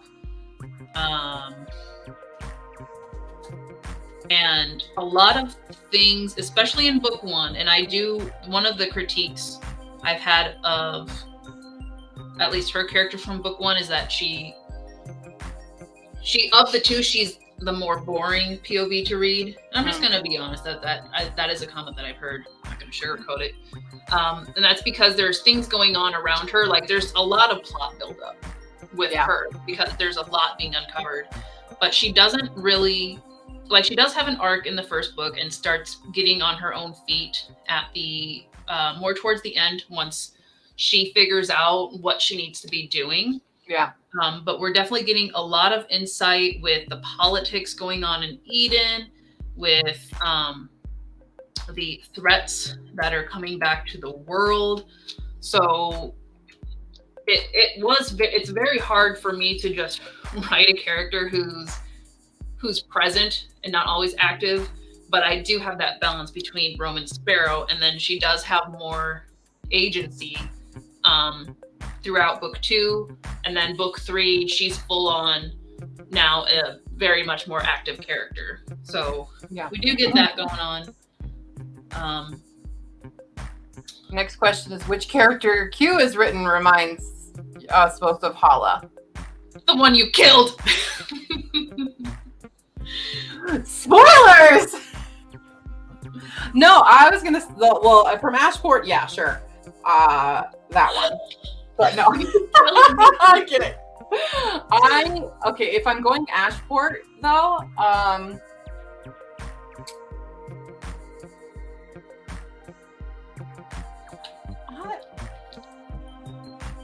I have an idea. I mean, kind of, yeah. Yeah. I think you have elements of a few characters in Ashport, but I think of all the characters I've written, like in my body of work, Yeah. I think maybe Melpomene. Yep. I knew you were going to say That that. reminds me of you a lot. Yeah. We are very hardworking and stay Yeah. on. Yeah. All the homework stuff and you know Yep. taking care of others, and yeah, I feel you have Melpomene and energy. Oh, for sure. Yeah, I would say that. Yeah. Yeah. Yeah. I don't know if there's really a character I can say definitively in Ashport is very Hala, but in Without Hisvakak, spoiling. yeah. But Hisvakak, I think, is very. Yes. Melpomene is very you. Yes. I'm so handy. I'm so handy. Yeah, you handy. Handy, level-headed, and gosh, what's the word? Maybe too task-oriented. Yeah. Oh, for sure. Yeah. I relate. Yeah. I'd say that. Yeah. So we need to get Hisvakak out so people can understand. I'm still waiting on the last chapter from my editor. Still waiting on that. Now, of all the characters I've written, the most me character is Sweet Pea. Oh my gosh. That's hilarious. But like legit though. I kind of hope you make Sweet Pea a bigger thing, but Bigger book. I kind of do.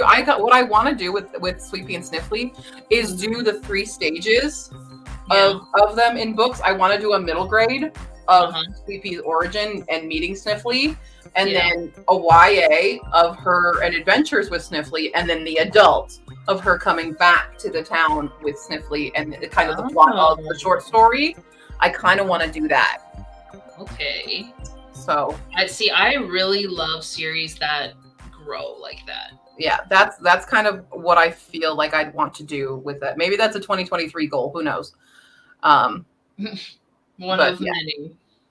Sweet Pea, Favorite but one of I'd have to many. research a lot more about like me, self-proclaimed hater of westerns, writing And now a created fucking westerns. Sweet Pea. It's because you put dragons in it. That's fair. It's literally like dragons save the day. Yep. Sweet Pea and Sniffly and Snowdrop and Oh. Daisy, all the dragons.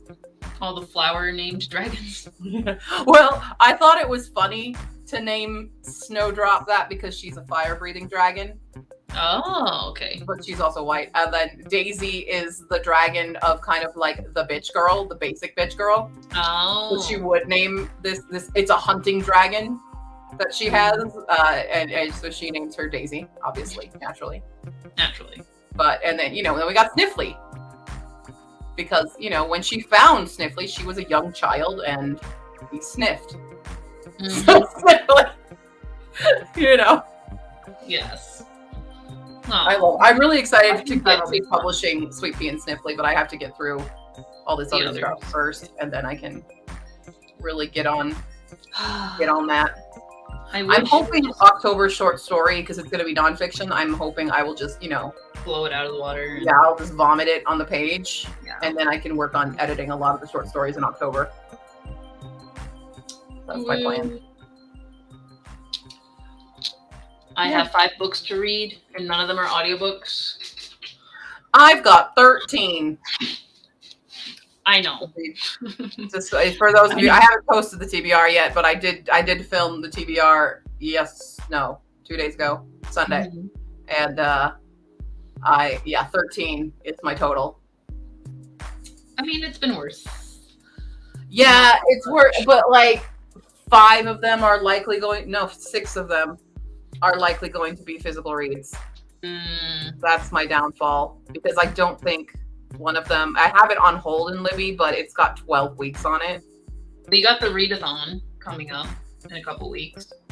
I won't be able to do Dewey's because I'll be at Mile High Con. Oh, that's right. Yeah, it's on the most, the busiest day of Mile High Con is Dewey's. But Great. Great job, Dewey. I hope I can really focus on getting them done. Oh, thank you, FedEx. I'm sorry, Thank you. we're getting there. No, you're good. Yeah. FedEx. Yes. Love the idea of the characters growing. I'm managing your comments now. You're good. I'm not really writing, so we're doing this. I've written a little bit, but not enough because I'm struggling. But yeah. Well, let me know if you want me to click on anything, because I can hop back. I'm sort of focused. I had considered that for the character who will be Lady Jane. Yeah. But that'd be pretty I feel like some of the things she goes through when she gets older is a bit too dark that I don't want to carry children through with me. Yeah. And I don't know how far it's actually going to go, but there are like certain scenes where I do want to investigate them. And I'm like, 12-year-old me, no, let's not play with that. Phoenix has to take her pup out. They don't want to miss too much. So stop spoiling. No spoilers now. No spoilers. No fun facts. No fun Only facts. I'm going to read a tax document. How about that? Okay. Actually, that's not a bad idea. So reading a tax document's not a bad idea. Well, I was going to say, because I actually talked to an accountant, because I was like, hey, I'm an independent person. What stuff do I need to get ready for tax season with, book sales and whatnot? And she said to get a 1040C. Yep. And then essentially create an Excel sheet or something that you can put stuff that fits into the categories on there. So when tax season rolls around, you've already, you got your mileage and you've got whatever supplies. I've not looked at it yet. Yeah. But I think that was obviously. I love that everyone is like, I'm going to go get snacks. Have fun. Okay. Okay.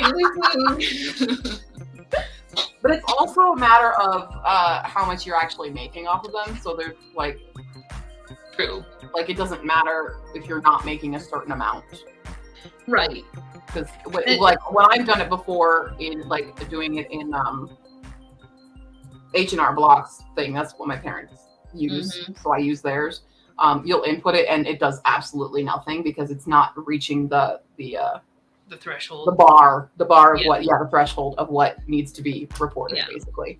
Basically, they said like it can benefit you because if you approach it as a business and you have like quote unquote losses from purchasing your supplies, etc. Correct. Yeah. And it can help overall. Yeah. Depending on how much, obviously. So I'm like, all right, I like Excel sheets. Excelsior! Oh, we're almost through this. I realized I didn't get a photo of myself in the get up, but my boss took a photo of me, so I'll have to ask him for the photo so you guys can see it. Yeah. But I mean, it's the cheapest little costume that I did. I literally have a white tank top. I used the leftover green felt from my bookmarks and made an X across it and safety pinned it on, and used my bridesmaids bathrobe that my sister got us all as the cape, As your cape. and then have my superhero mask that I have. That, and I wore green jeans because I have green jeans. Nice. That was my that outfit. works. That works. It worked. Bring back snacks, guys. I actually was gonna go get a snack as well. So Oh my gosh. Just tell me I'm boring. I'm hungry. I'm hungry. Go on. I can handle it. I think everybody's out to snack, so I don't have to like try hard right now. I'm just gonna clean up my document. So when I do the thing, it's all pretty. Even though it's just the scales part, if it works. I was quick about it. Yay! I'm here. I don't go far. It's not. I don't have a big place. You know. Mm-hmm. And I only have so many gluten-free Oreos left. So Oh no! my snack. I am glad. The thing I wish. Okay, so these are gluten-free Oreos. Yes. I wish they would do the gluten-free Oreos for all the fun flavors. Well, that's a lot. But like, Or well, at least there's for the some- vanilla. I mean, they have the regular one. That's the only gluten-free. But they don't one. have the golden Oreo. No, the golden ones, they don't have gluten-free. They don't have, some of the more a little Yet. bit of more fun. Yet. I haven't seen them. I don't think they're doing it. I mean, I don't think it would be the hardest thing to do because I feel like the cookie is really where Yeah. they have the gluten. That's So what we're they good. Just change out your creams, which Yeah. they have. But I can understand why the market wouldn't be as big. Then again, everybody be wanting gluten-free stuff. So if you Yeah. if you can make them gluten-free and I don't think they're that much more expensive. Aren't they the same price? They're the same price. Yeah, so just, I mean, do what you gotta do, Oreo. Do what you gotta do. At least they make the double stuff gluten-free. I'll give them that. See, I like the cookie part better. No. I don't You're wrong. really like the cream is. I would prefer the thin. Nope. I don't Nope. care for the cream as much anymore. Wow. And that's talking about a person who used to get like those oatmeal cream pies, smush it and lick the cream first. And now it's like, I'll just eat the cookie. That's fair.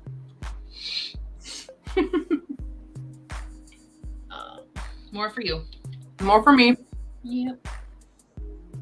It's okay. We can have that relationship where I eat the cream and you eat the cookie. It's like me and Misha when we Yeah. would go to Caesarea and we'd order the mozzarella and tomato thing, and she'd eat tomatoes and I eat the cheese. Ooh, so this is what we got so far, guys. Wowza! 2 hours to get here. Let's throw our skull back up just to see where we're. Oh, that's the wrong thing. That. So we're working on the scales. I don't think we need that part. So we've not Damn. really done a terrible amount, but we have created a nice base here. So, You know what it kind of looks like? a dragon. No. Okay. You know those masks people were wearing where it like clings around them and they're wearing it up here? Oh, yeah. So that. Yeah. But this will be- Merchandise options. Right. We'll get to the larger scales later. But what we're gonna do now is create another layer, but we're going to select all the prettiness so it doesn't go outside the line. Heyo. And mess with some shading. So, brush time. Brush I time. want a brush like this. So when it's on the page, has a is that the texture? I want more texture. Also, I would like to hype everybody up for a new release coming out next year called Guardians of Dawn Zara by S.J. Jones, because I'm reading the arc of it. And it's Sailor Moon meets Cinder. Oh yes. And it's so fucking funny. Like, the two main characters are disasters, and I love them. The Prince character literally greets someone and gets hiccups. It's so funny. Just look forward to it. August next year. Ooh, that was a bad angle for my neck. Oh. Did you just crack it? Yeah, I did. I heard it. I know you did. That was a loud one. That was loud. I was like, did you just drop a pen or did you actually crack? I crack-a-lack. Beautiful. Oh my God. So PT. Yeah. Therapy yesterday. Uh-huh. So my regular chiropractor, he's on his honeymoon. Oh. Yeah. And so they have a guy replacing him right now. Yeah. This guy, I don't want to like give any like downside to my actual chiropractor, but like this guy cracked me in new ways. Well, that don't sound weird. He did this one. So normally, like he followed the usual path that my chiropractor does because he was there for when he was assessing me. But he does this one where I lay on my side and I have one leg kind of hiked up. Yep. And then so he's like twisting. Yeah, he's twisting me here. And he did it in such a way that normally when my doctor goes and cracks it, I don't actually feel anything for it. Mm-hmm. He did it where my whole spine did a little like rotating. And I'm like, oh. Ah!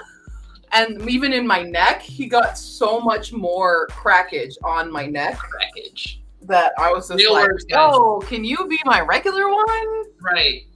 Like, hey, where are you going? Where are you at?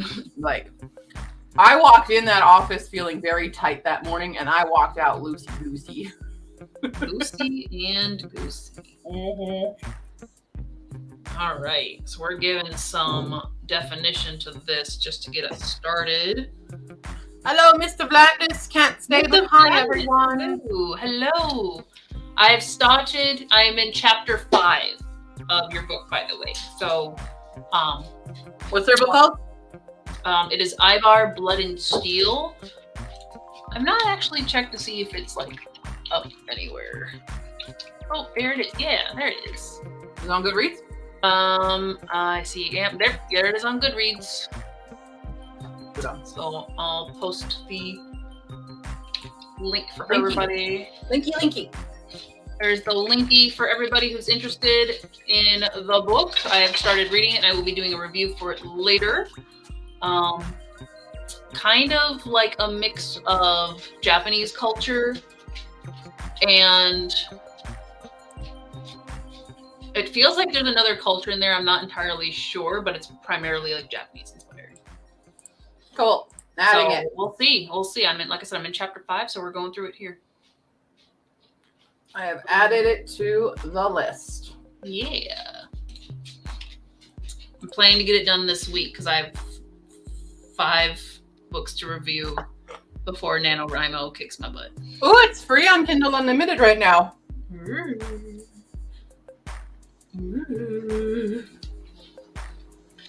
Go get it, guys. Go get it. All right, I want this to be darker.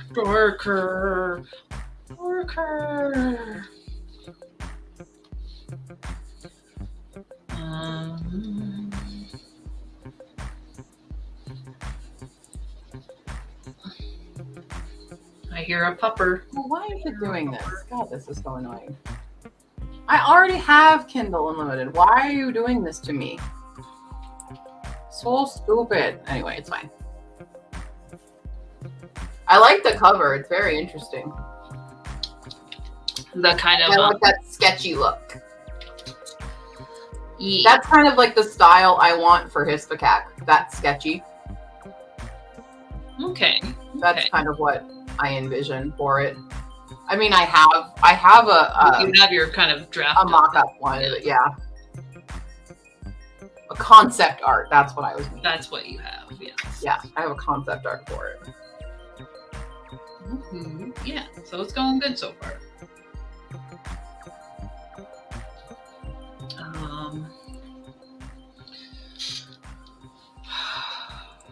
I think I just need to start going to some of the details here now that we got some of the base down. For anyone tuning in recently and has no idea what today's project is, I decided to work on creating a better depiction of Rome's armor. We kind of get to see it on the cover of book 1, but I have had inspiration and I wanted to tackle it again. And maybe, who knows, maybe I'll even do it better. And we'll have our alternate cover ready for audiobooks and pre-order and all that good stuff. Who knows? Who knows? I'm falling into a Goodreads hole. Uh-oh. Dun, dun, dun. All right. So going from there, so that's just our base to get some colors down and some shapes. We need another layer because everything is a layer. Yeah, let's multiply that. Multiply this one. I don't want it to get too dark. Oh, and then I got those silly lines on there. Can I mess with that?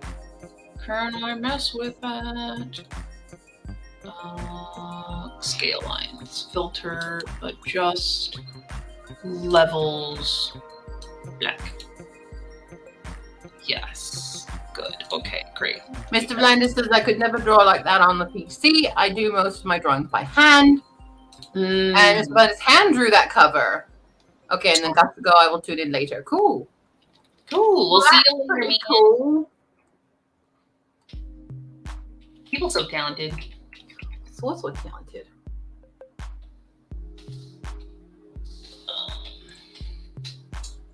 Switching screens and forgetting which one I was using. All right, so this one we're gonna go to scale detail, and that's gonna get next to some more boring stuff. I don't know if people are back, so I don't think I can go into more spoilers, aka behind the scenes, aka free talk, because I can do what I want. It's my channel. Do what I want, Thor. Do what I want.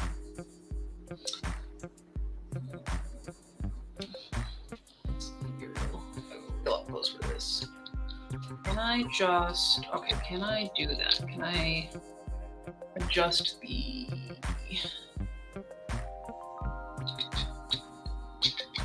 Let me do this again. Duplicate layer or mask. And then blur that one. We're gonna do that again. But it's like... Fennec's back! Fennec! Miss you. Miss you a lot. I always miss you. And I fell down a Goodreads rabbit hole of looking at books. Yes. We touched base with Mr. Blandis about his book, so that's what that link is if you're interested in checking it out. I'm reading it right now, so the review for that will be up pretty soon. That's not really changing anything. Lena, if you're still here, I see you wanting to read Our Crooked Hearts now. Oh. It's good. It's good. It's a standalone creepy fantasy for anybody out there who needs like a good spooky book. Mm-hmm. And especially if you like the movie The Craft, half of the book, because it's still a timeline, is very much The Craft. So, very Craft vibes, I would say. But it was really creepy. Spooky-tacular. It's good stuff. Spooktacular.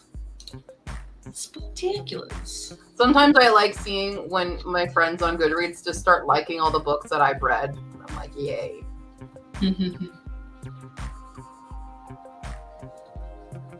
Okay, so we're gonna do it. This is where things get fun in 3D, guys, and maybe hard and difficult to do. This is where we try to make metal look like metal. Lena is working on a spooky TBR for October. So let me give you some recommendations. Number 1, you've already gone on the list. Number 2, have you read On the Trees Crept In by Dawn Kurtagich? Because it's super creepy. Highly recommend listening to it on audiobook for full creepy effect. Number 3, None Shall Sleep by Ellie Marney. If you want that kind of serial killer, Silence of the Lambs vibe. Also, again, recommending the audiobook. Got some super creepy moments. All right. Book number 4. I think the light source will be over here. So we're actually going to Again, if you want craft vibes, The Graces by Laura Eve. Okay, thinking more. What other creepy books have I loved? Polly Booney has asked, have you taken Tower Dogs and Dead Sparrows to any cons? Any cons? Yeah. I have not. The first one, it's not a convention. It is a author fair, and that is the day after Dead Sparrows releases. So I am going to that. It's up at a library, and I snuck my way in there. I was planning for more next year, but the one of them I have to submit to because it's invitation only, and it kind of feels weird to be like, here's 2 out of the 3 books. So I think I'm going to stick with my original idea of not trying to branch out or pursue too much until the trilogy is done, just because that makes me feel more confidence, not the word, but I feel like I have a bigger leg to stand on if I have the whole trilogy when I'm there, since I'm like I would rather buy a whole series if someone is making a series than wait. That's just me, and that's kind of the approach I'm doing to it while I'm getting to learn new things. But also, I really want to figure out how to get this audiobook going, but I need to finish the 3rd book. So we're just sticking to realistic attempts here at slowly spreading, using the social medias to the best of our abilities and playing it by ear, because there's going to be a lot more books, so I'm not terribly worried about pushing this so early on. But my largest fan base, and by fan base I mean of people who have read it and gone either out of their way to tell me that they've read it and are waiting for the 2nd book, or have just gone super fangirly on me, have been in their 50s and 60s, or 12 and 13. So I'm hitting my genre age plus. Yeah. Super plus. Phoenix wants me to switch to Storygraph. I do want to import stuff into Storygraph. I just need a day to do it, because it's going to take me a bit to get integrated into Storygraph. Yeah. And Phoenix says, I get it. I tend to prefer to start a series after it's completed. It sucks for authors, but it's better for me. Sure. Yeah. Yep. And that's how I am. The only series I've started that are not complete are the ones that we picked for the indies. And some of those I do plan on continuing, and they are also complete. So that's kind of my I'll read them next year, because I know they're done and I'm not going to have to wait X number of years, days, weeks, months. I have a brief thing I would like to share, if I may be so on the screen. bold. Yeah, let me get over here. Let me just get it shared here. Okay, let me switch over here real quick. We're gonna zoom out and see if this looks like anything. Ooh. Oh, sure. Yeah, we're getting some definition. Sure. So I know not. Yeah, I mean, the little just because the screen that I'm on is kind of darker. Let me move it over here. Much better. Okay. Yeah. On this screen, it makes everything darker. I was very Venom. I know. I've only worked in his nose area, and I'm trying to just give some of the scales a bit more pop. But that may also change once I get the larger plates on. So I think I might just be doing extra work. Yeah. Whatever.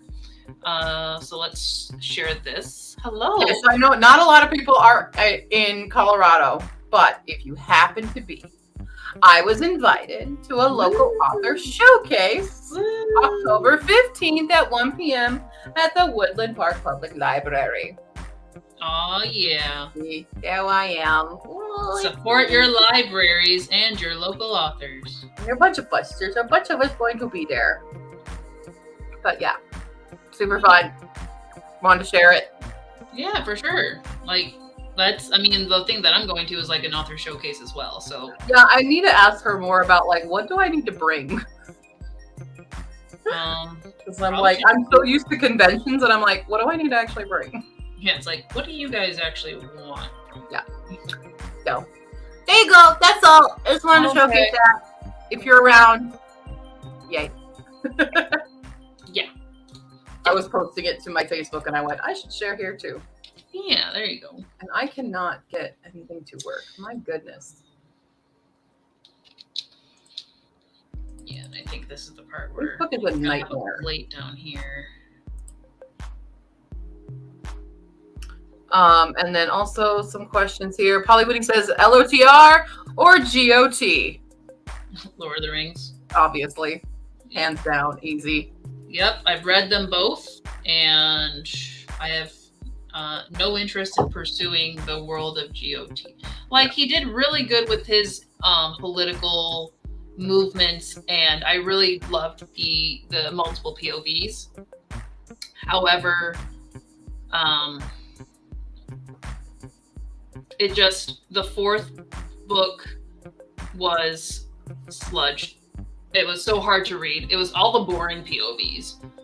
Like, literally, he took all the good ones and put them in book 3, and then took all the boring ones and put them in book 4. So that was already like, ooh, this is really rough. And then things started happening in book 5, which it was still okay, but he started doing bad things to characters that I liked. I mean, he already did that in book 3. And as far as like shows go, yeah, I have no interest in watching. I started watching House of the Dragon, but I'm bored by it. I don't like it very much. Oh, bored, you say? I'm bored by it, to be real. I'm quite bored by it. Bored. Yeah, I don't really care for it. That I don't seems to care be for the the book. Consensus. But yeah, I'm not into it. Yeah, Phoenix, I'm going to try to use Storygraph more in 2023. Phoenix says it's looking good. And Lena says, what? That's awesome. And yay, all the things. Yay, thank you. Have you read a book by K.L. Glanville? I have not. Let's look them up. Yeah, I'll check them out. What have we written? If people are trying to find sort of those long epic fantasies, I do recommend David Eddings. The Belgariad and Malorian series. It's 2 5-book series, but it's all like one story, so it's technically 10 books. It is very enjoyable. And while it does have like mature things going on, it's not gratuitous, it's not uncomfortable. Like, I can audiobook it and feel pretty good with whoever's around. But the characters are just so much fun. So much fun. K.L. Glanville is one of the authors who's going to the showcase. That's why probably was asking. Oh. Well, I'm looking it up now. Looks like we've got a sci-fi on our hands here. You want me to share your screen? It's okay. Right now I just got teeth.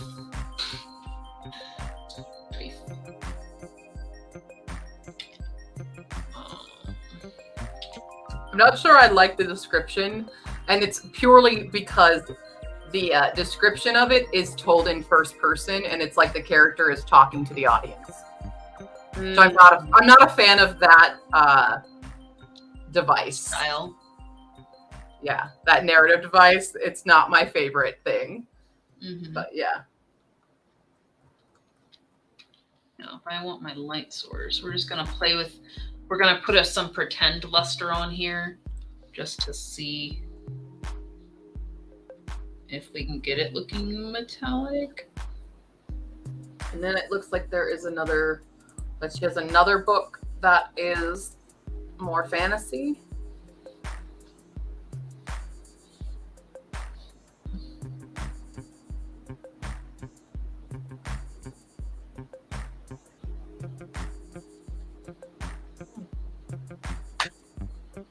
I am having troubles. With your books? No. With my breathing and my stomach right now. Uh-oh. Did you eat too much? Yeah, I might have. Oh no. It keeps trying to like come up my esophagus. Ooh. Ooh. Just gonna stretch it out. Yeah. Tamama is back with pretzels. You didn't bring any though for me. You know how this works. Yes. I have a fear that this chair is gonna break. It's already breaking. Is that the one you picked up? Yeah. Donate to my Ko-fi to get me a new chair. I really want to steal the chair that I have at work, though. It's a good chair.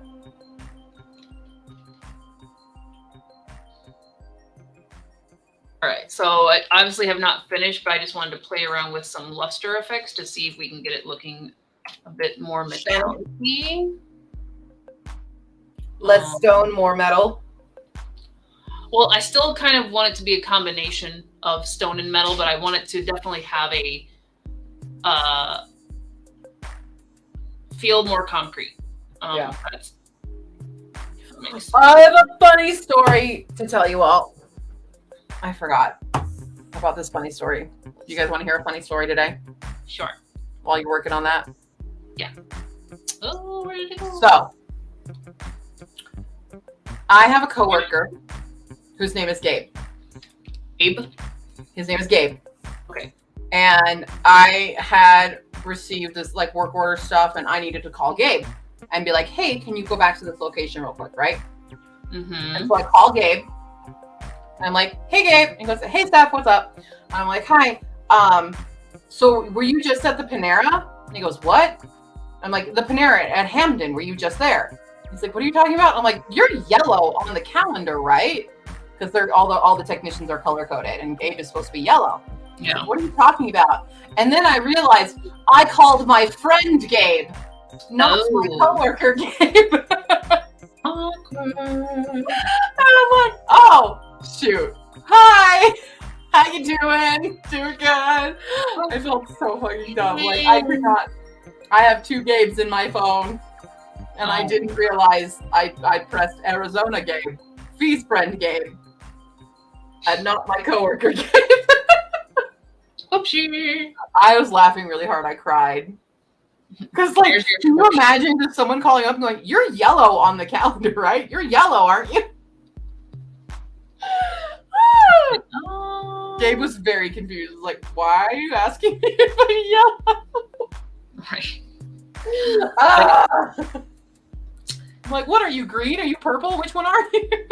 What color are you? Where are you at? Where are you at? Were you just at the fucking Panera? Yeah.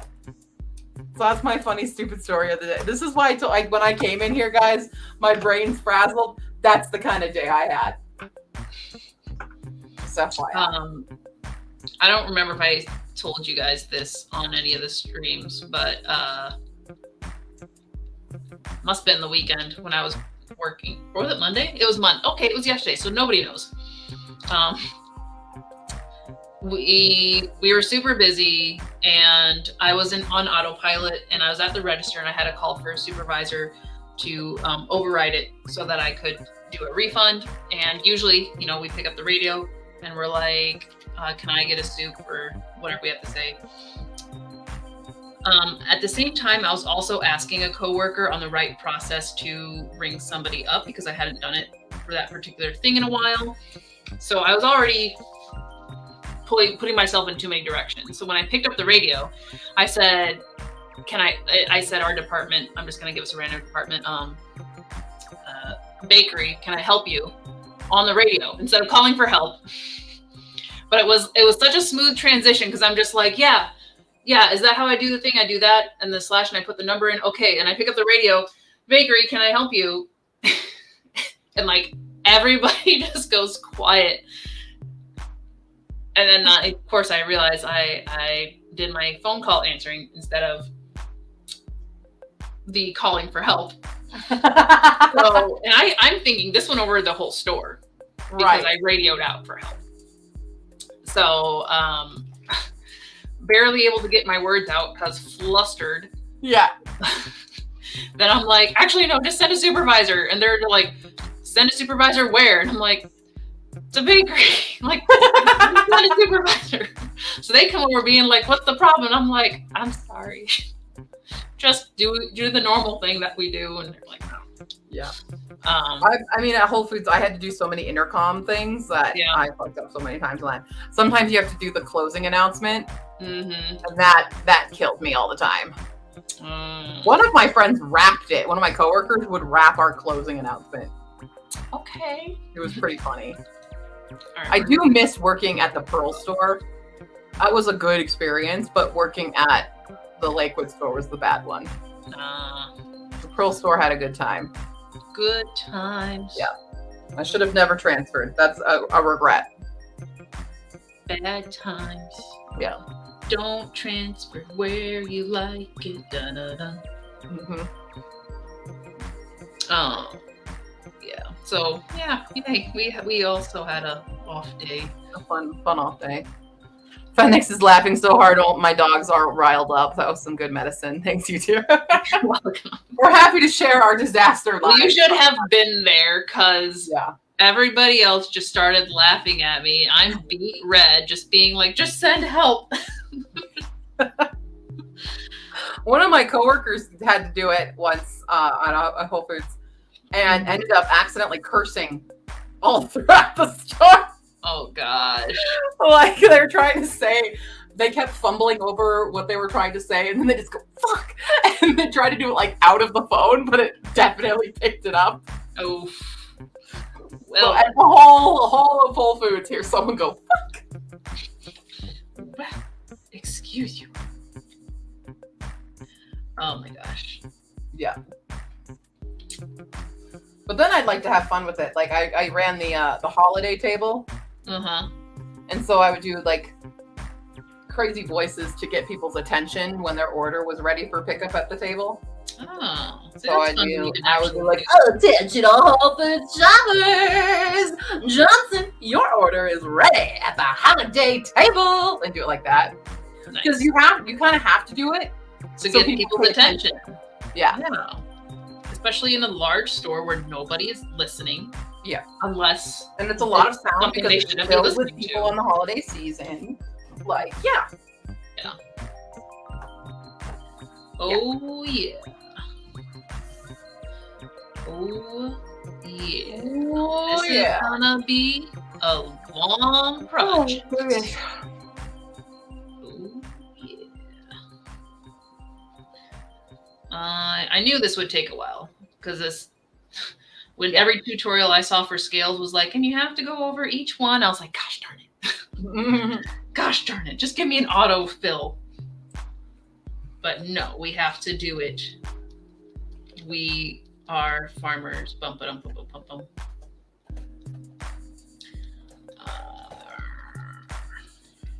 I feel like that's giving him like a super sharp nose, but I know the plate's gonna go over it, so I shouldn't overthink it. I shouldn't overthink it.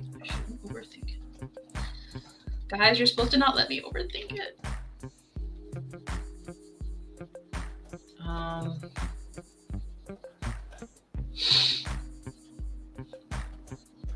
I have not touched Kuro Kenshin in months. I keep telling myself, this is the month. I'm going to finish chapter 2. This is the month. I'm going to look at chapter 2. But I think I'm actually am going to try to do a public or live, however you want to word it, adaptation of it. So that way, if it's one thing to tell people how you write stuff, and another way to like just write it and then kind of figure it out. And since the story, as far as I'm concerned, is out there for people who want to read it, it's not like I have to prevent spoilers, and I can just be like, well, I know this thing is coming up and I want to foreshadow, so I'm going to leave this little nugget here. I think I kept getting in trouble for being too informal over the radio when I worked security, but it was usually graveyard shifts lasting 12 to 15 hours. It was needed. 100%. Yes.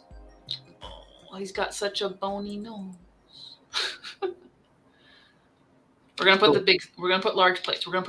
It's okay. It's okay. All good. All right.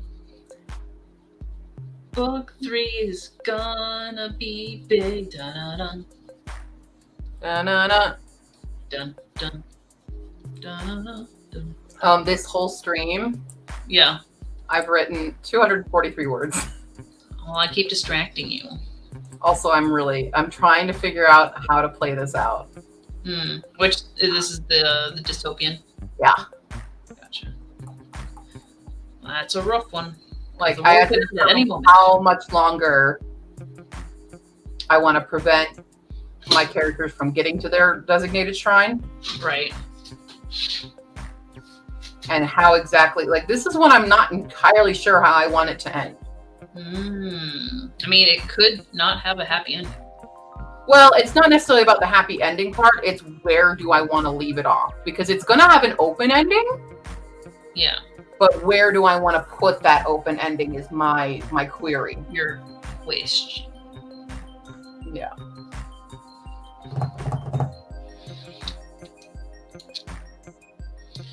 I'm not sure. Oh my gosh. Why have you guys let me do this? Yeah. Every time I tell you guys, don't let me go overboard, don't let me overthink it.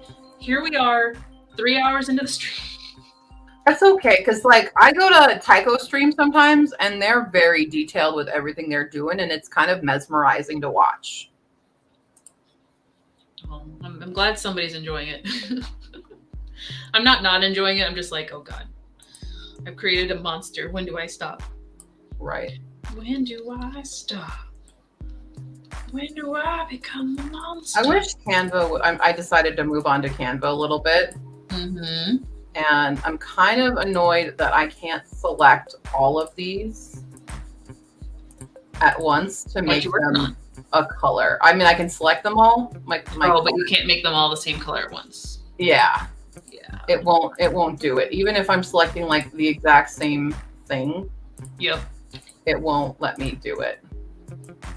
Like, I just want them all to be this, just let it be. Nope, won't do it. Oops. What did I just do? You ruined it. Make them black. Come on. God damn it.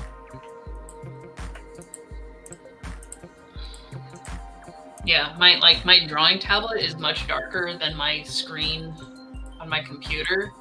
So like I keep checking certain things and I'm like, oh, I totally missed a whole section because I thought it was done and it's not done. It's not done at all. But on my tablet, it's like, yep, that's black. And I'm like, okay, moving on. I hate that I have to individually. I feel like I should have designed his large plates better. I Um, should have done that. For anyone in the comments, I am taking prompt suggestions for my new deck of cards. I can't let them be too specific though. They need to be very broad. Very broad, but you Very want them broad different from what you've had suggestions before. and no genre. I'm not doing a genre card. Okay. So hold on. So some of the suggestions in the Discord have worked and others do not work. So Okay. just based on what I'm doing. I think mine were too Or specific. chaos mode. I was trying to think of things you didn't have. Right. So something broad, non-genre specific. Time periods also, I don't think that one's gonna work too much, but I mean, I guess I do have some. Yeah, I don't need genres, is what I mean. I do have genres, Mm-hmm. but yeah, very broad. I do have some like publishing years, just like 2022 and stuff like that.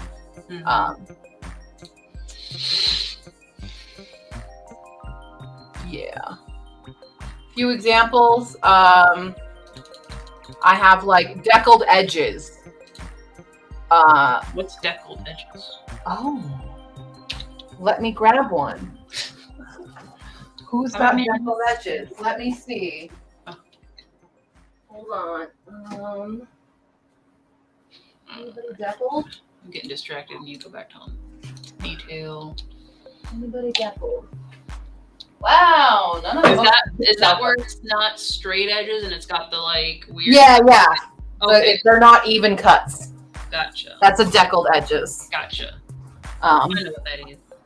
So yeah, so that's one. I've got a 5-star prediction, a long title, new author, published in 2021, 2022, retelling, art inside, multiple Okay. POVs, things like that. Very broad statements. Neutral cover. Neutral color cover. Neutral color cover. I can do that. That's fine. That'll do one. I'll do. Alright, so I need to get around these scales. I need to get around this section here before I can move. Why aren't you working? Oh, A cover by. oh, pretty cover. I mean, that kind of. I have one that's like prettiest, so that's kind of like the same thing for me. Mm-hmm. Because I have shiny as one of them.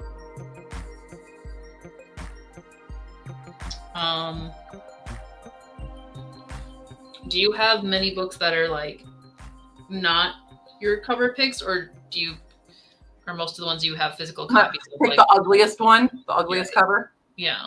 Do that. I can do that. I mean, I'm sure it exists somewhere. I used to have a whole ugly shelf. Mm. I'm gonna say least appealing cover. Odd number of pages. Okay.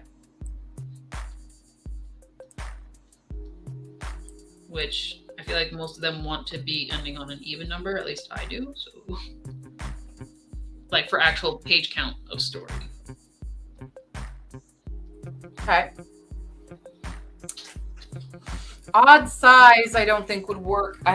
Most of the books I have are pretty standard.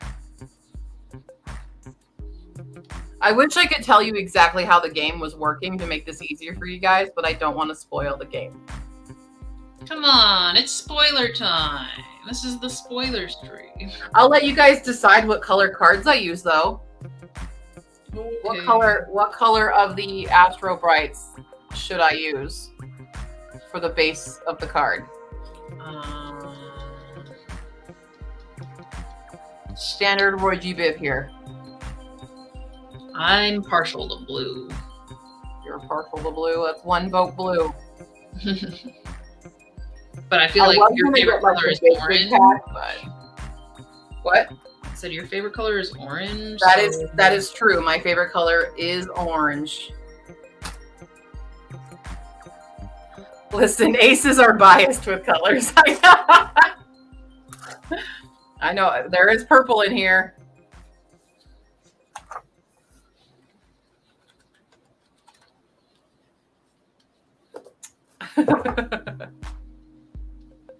Phoenix is having fun thinking on it while watching Hollow work. This is great unwinding. Good. I'm glad I can get you guys to relax at the beginning of a week. Yeah. It's been a week. It's been 2 days, Tundra. What have you done? It really feels like it. I mean, I can show you what cards I do have already. Oh. I can show you the cards. I don't mind that. Would you guys like to see the cards? Yeah. Okay. Says the person not even looking at the screen. Yeah. Okay. Oops. Shit. No, go back. Ah. I was trying to get this thing to go away. There we go. I can kind of... Although I can't select it to show you because someone has control. Oh, yes. Harden-moi. All right. So I've got last purchase, first purchase. Read an entire trilogy, entire duology. Cozy Reading Day. Goodreads Choice Winner / nominee. book from school, start a series with 4+ books in it, finish a series, a TikTok pick, a Discord pick, an Instagram pick, floral, animals, bookish, people, blurbed, buildings, and then we get all the genres. Yeah.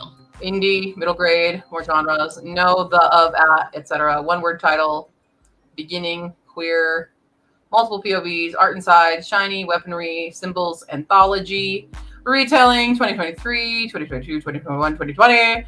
Adapted, 2+ authors, a new author, a number, 2 words, signed, a long title, a random word, own voices, food, auto by author, 5-star prediction book box, deck gold edges, hype, dice roll, spooky, wholesome, royalty, paranormal, embellished, and then that's the title card, which is the temporary title. Least colors of those colors. Acronym, then we get into neutral there, least appealing cover, odd pages. Do you like the design of the cards? Yes. Okay, good. I haven't seen them before, so I can't actually say yes. Okay. So that's where we're at with those. They're all kind of, I just realized they're like not actually center, which now I'm going to individually go through and fix them all. Whoa. Very annoying. Whoa, that was cool. What'd you do? I accidentally Another moved a happy layer. here? No, I accidentally moved a layer, so I got to see what it actually looked like, and it's by itself, it's pretty cool. Yeah. Let me see. So I'll switch it back for real quick. So this is the layer I just created by shading everything. Nice. Yes. So there's. I like that. Right? Isn't that fun? It's pretty. And then here's the full with all the gray in it. Phoenix, I'm a little worried I don't have enough books left for disability rep to do what I'm doing in the game. I would love to, but I don't think I have enough.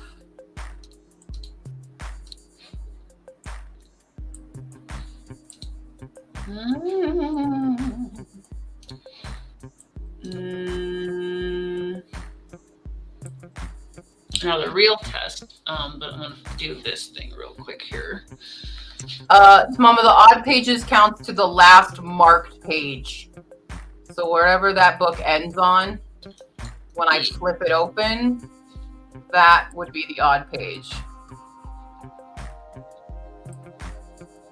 Yep, the last page of the book. Yep. Oh my god, these are all off center. This is...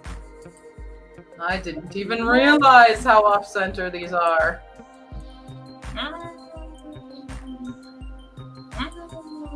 Am I doing this on the right layer? Yes. Okay.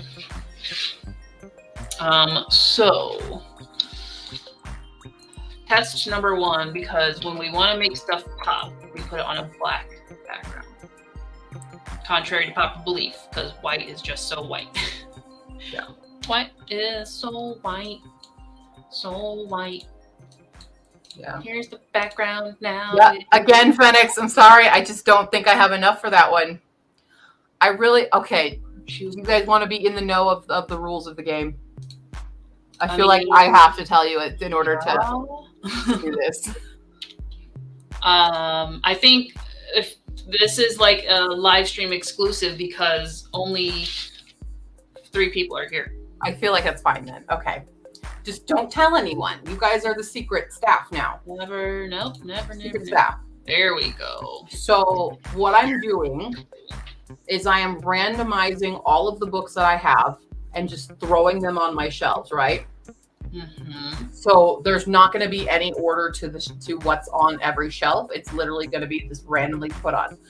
Then, Cormy, I'm going to roll a die, and she's going to move on the shelves, and wherever I land, that's the shelf I choose from and whatever prompt is. So I need to find something on that shelf that fits whatever the prompt is. Okay. So that's why I'm a little, it's like, it's got to be very broad because I Right. don't know That what's makes going to sense. end up on that shelf. That makes So sense. it has to be a very common kind of prompt, I would say. So I can't get too specific with it. But chances are, like for a lot of these ones, chances are there will something will be on that shelf that has it. So Makes sense. to that's me. what I'm doing. I told you it's going to be full chaos mode. And there's another part Magic. to this, but that I'll leave that separate. But that's the essential bones of the game is Mhm. fully randomizing everything and fully chaos moding it and just going for it. So yeah. Yes. So I don't necessarily need a bunch of cards because I can reuse them this year instead of how I've been doing it with only one prompt per use. Mm-hmm. But that's because a lot of those cards that I did this last year have very specific things. So yeah, pondering and moodling, a reference from a book on it. Nice. But yeah. Yay! So let me look at our Discord chat here, what you guys, because I crowdsourced these, so there was some more on here. Because I got that one. Mm-hmm.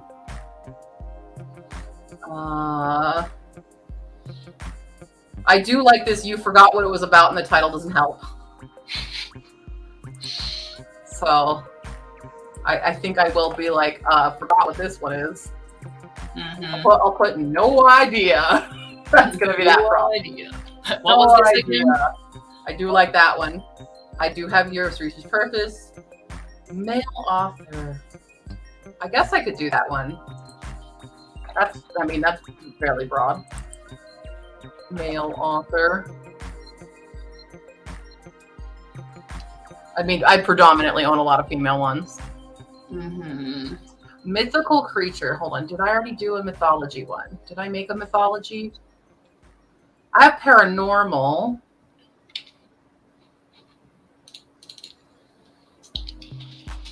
I'm like, I can't remember if I did mythology. Hold on. Okay. I have animals. Of course. Animals is there, Of course. You need the animals. which I need to add a page now. I gotta do. Oh, wait. I didn't copy it right.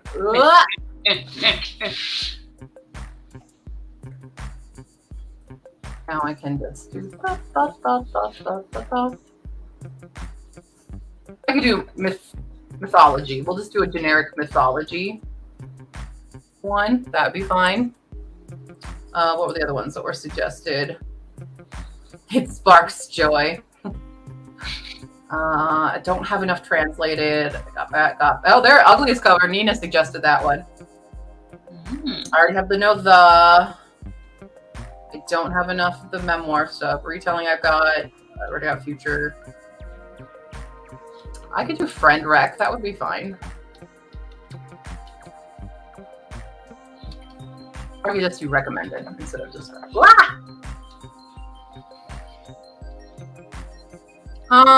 is one color wait. Is recommend 2 C's? No, it's not. Yeah. I was looking at it Two going, M's. What? Right? Is it two M's? 2 M's, 1 C, 2 M's. One collar, two. 2 M's. Okay, got that.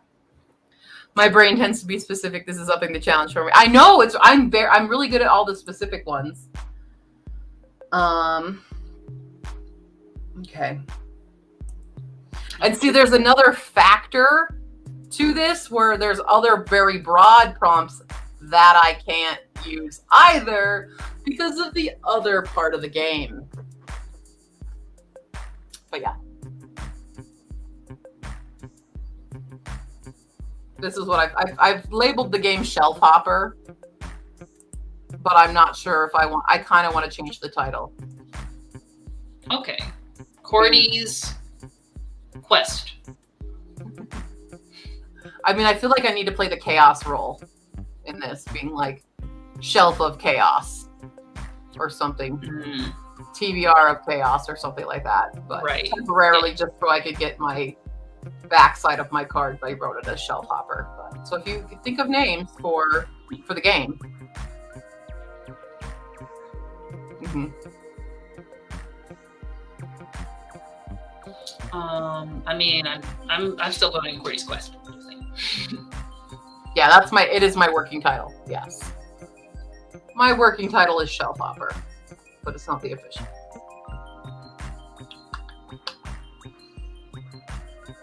But yeah, these little things are annoying because I can't like select everything and make it a different color. But now I don't need to. But I gotta fix all these now, which is stupid. So anyway, that's it. There you go. Cool. That was my temporary. I felt like working on that for a moment. So you can send in if you think of more prompts or anything. Sorry, I'm looking. I have the stream is over here, so I keep looking over. My camera's right here. If you have any suggestions, you can put them in that crowdsource channel on the Discord Yeah. as well. So I love that Nina put a true crime as if I owned any true crime. Not a single one. I've not read any true crime books. For as much as I like to watch the shows, I've not read any of the books. Yeah. I don't know. Maybe I did just get a book called Don't Call It a Cult, and I think maybe that's true crime, but yeah. Ooh. So now you guys are a little bit more in the know of my secret new TBR game. Woohoo. Enjoy. Yay, backstage passes. Ooh, I got a good crack out of that one. Okay. Yeah. All right, guys. Here's my color progress while we're doing this. Bam. All right. I think it's all dark. Hold on. There we go. Boom, ba-bam. Tall, dark, and handsome. Just playing around with some light sources. And obviously it'll come together once I have his larger plates on. But for a base, I think we got something. I think you got a good one. I like it. We got I think something. I saw this mask when I walked into Halloween City. Right? On all shelves, you can be a emotional boy too.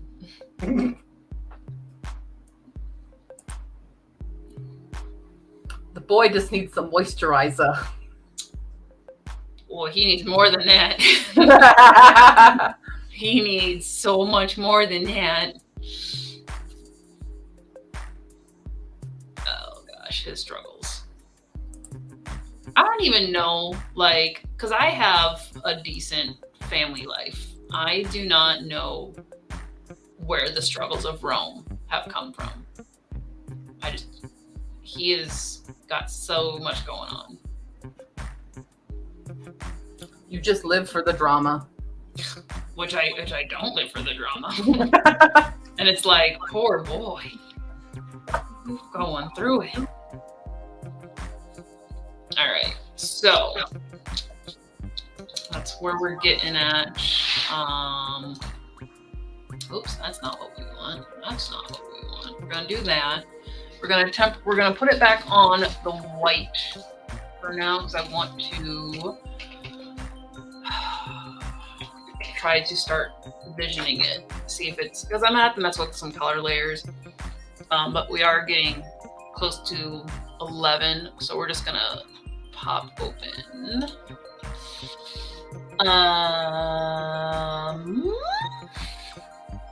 Do I not have it?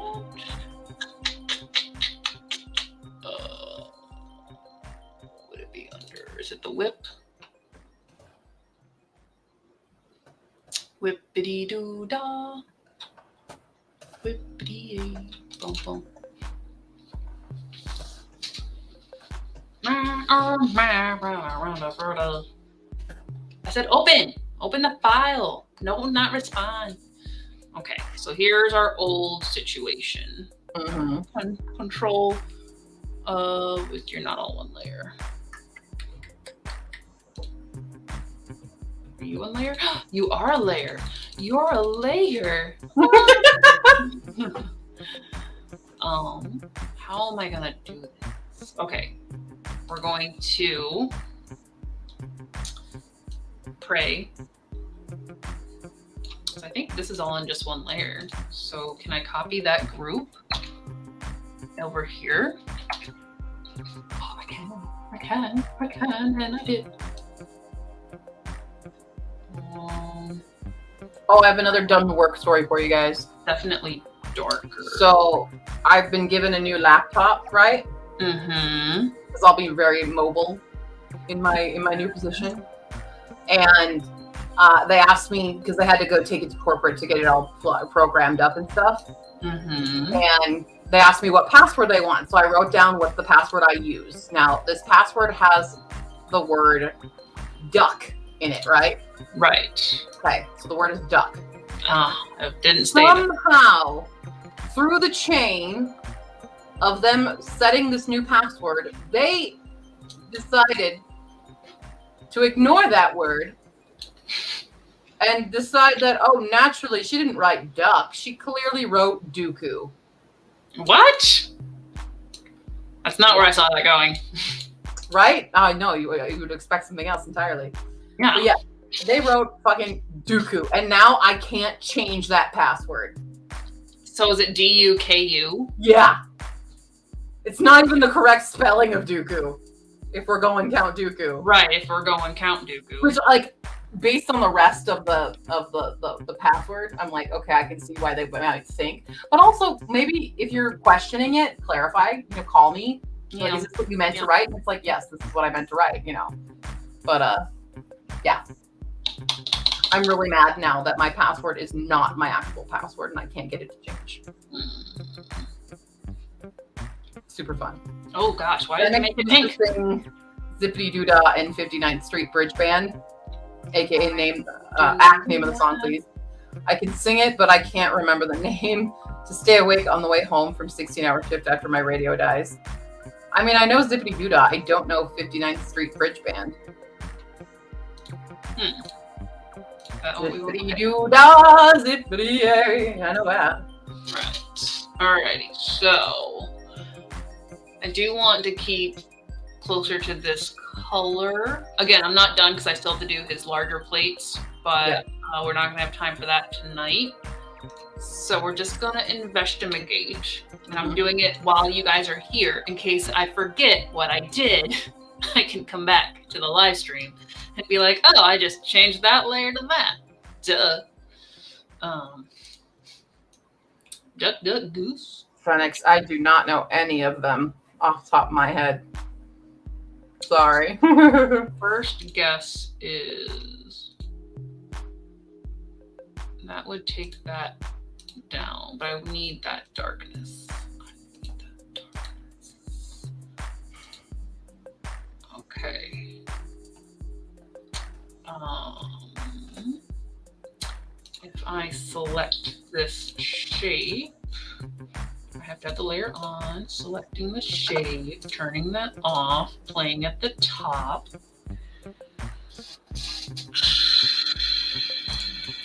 We're going to put it outside the layer so we remember what we're doing. I'm going to select an orange because our light source is going to be coming from the back. And go ka-chow. And then we got to figure out, okay, addition could work. Difference is not that great. Divide is not the same. That is the opposite. Lighten works. Lighten looks nice. Yeah. So I don't want too much of the it to be blue on this side and might cut off a part of it. Mm-hmm. But,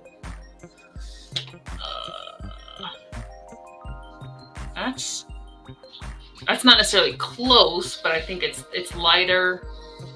It could go a little lighter.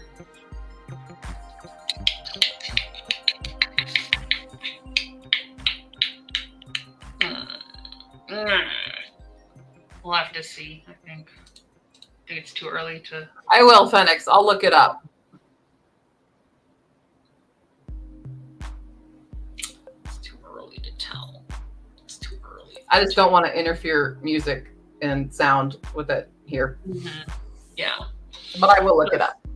Yeah. Because definitely. So if we take this the early cover image, what really needed is it needed to be bigger. I think so. It has the same weight that the Den of Sparrows cover has. So a smart person would have just said, yeah, let me just redraw over that. Yeah. Just redraw it and keep the same lines, silly person. Don't draw the whole thing over and make it complicated. So I'm going to, for the new full image, I'm going to complete the image so I have a full image reference, but I am going to then break it with the cracklies. So for example, I'm going to go white and I have the crackly brush. Where are you at? Crackly. So you get my cracklies? Nope, that's not even a brush. That's the wrong cracklies, but actually I do want that one too. Ooh, what do you do? Ooh, what does that button do? Oh, yeah. Oh! Oh, yes. Break it, and make it fade into the. Whoa. I gotta do a little smaller there to get that more exact, but yeah. Options. So many options. Yeah. Whoa, that is a crazy tool. I love this tool. That's like mesmerizing. I could watch someone do that all day. Wow, look at it go. Whee! And there's a crackly one we all love. Here it is. So here's its glory in full. Wow, okay. That's how we get the crackles. So I can finally definitely have some of that breaking Yeah, into all over here. Yeah. I was wondering how you did that. Yes. Now you all know my secret. It is Krita. That's cool though. Yeah. But see how much better that looks already just by breaking up those hard edges? Mm-hmm. Like, yes. Broken art is beautiful. And then it gives you some crackle lines and texture. Yeah. I mean, it's not kintsugi, but it's something tsugi. Yeah, man. Just to break up the hard lines, get more like relaxed edges here. Industry secrets, so Mama says. Dun dun dun! It was Krita. And then erasing is also fun because you can just go back on something, bring it back in. Because you're like, whoops, too much. Yep, undo. Yeah, so we probably Damn, that's fancy shit. right. So that's probably the route we would go once we get the rest of the image done to break it up. I'm happy with it so far. Definitely can use some touch-ups. We'll get there because there's so much.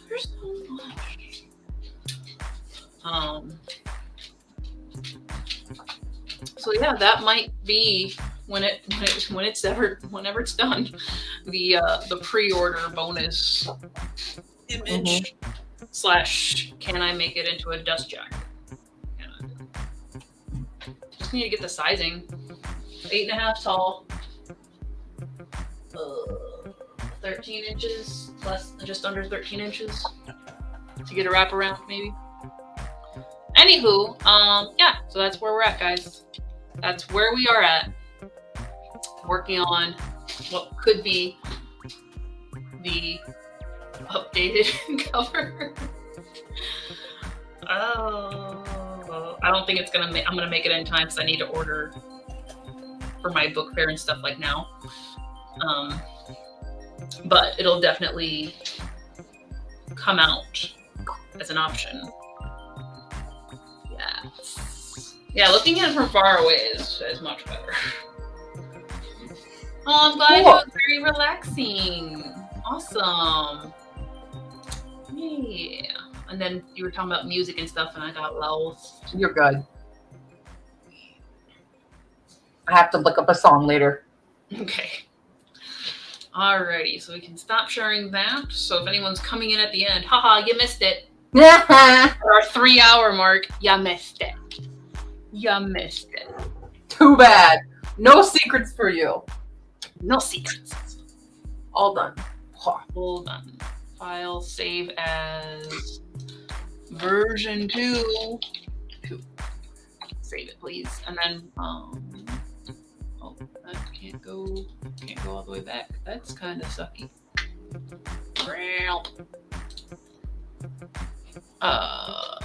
No, don't change that. So we're gonna save, make sure this guy is good.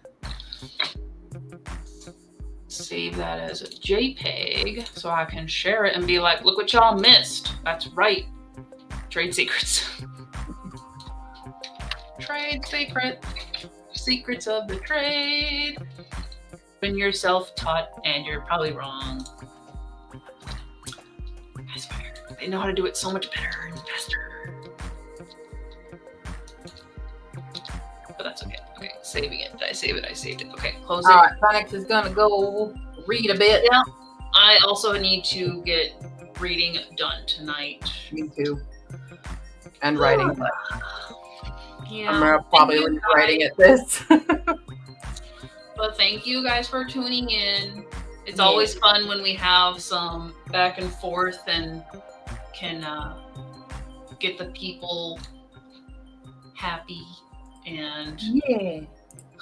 the only comments I ever get are like, promote it on this thing. And I'm like, just go ahead and promote it for me since you're asking. Yeah, just do it.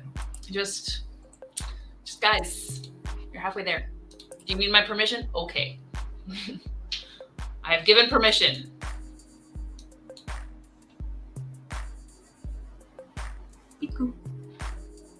Oh, I want to try this. Let's try this.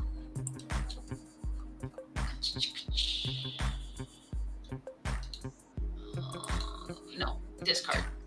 I want to fix this. Have a lovely night, Phoenix. Bye to Mama. Have a lovely night. Good night, Thanks you for joining guys. us. We're gonna sign off again. Thank you so much for tuning in and See y'all Friday. watching the doodle oodles. Yes, Friday. Endure for the words. Because I'm going to be enduring. Either reading or writing. I'm doing it. Yep. We are enduring some form of word. We're enduring words. Yep. Oops. Yep. So yeah, head on out. Have a good night. All the same things that I keep saying before signing off. If you haven't already and you are planning to pre-order Den of Sparrows, you can do that at my website, ko-fi.com/HaloMoonStudios. I will put it in the link because some people might need it in the future. And I am ordering those soon, so fingers crossed I can get those to you even maybe earlier than the release, which is November 12th. Oh, now I have burps. Hell yeah. Yep, and we'll talk about more book stuff on Friday. Good night. Friday. Have a great one. Signing off. Ending the broadcast. We love you.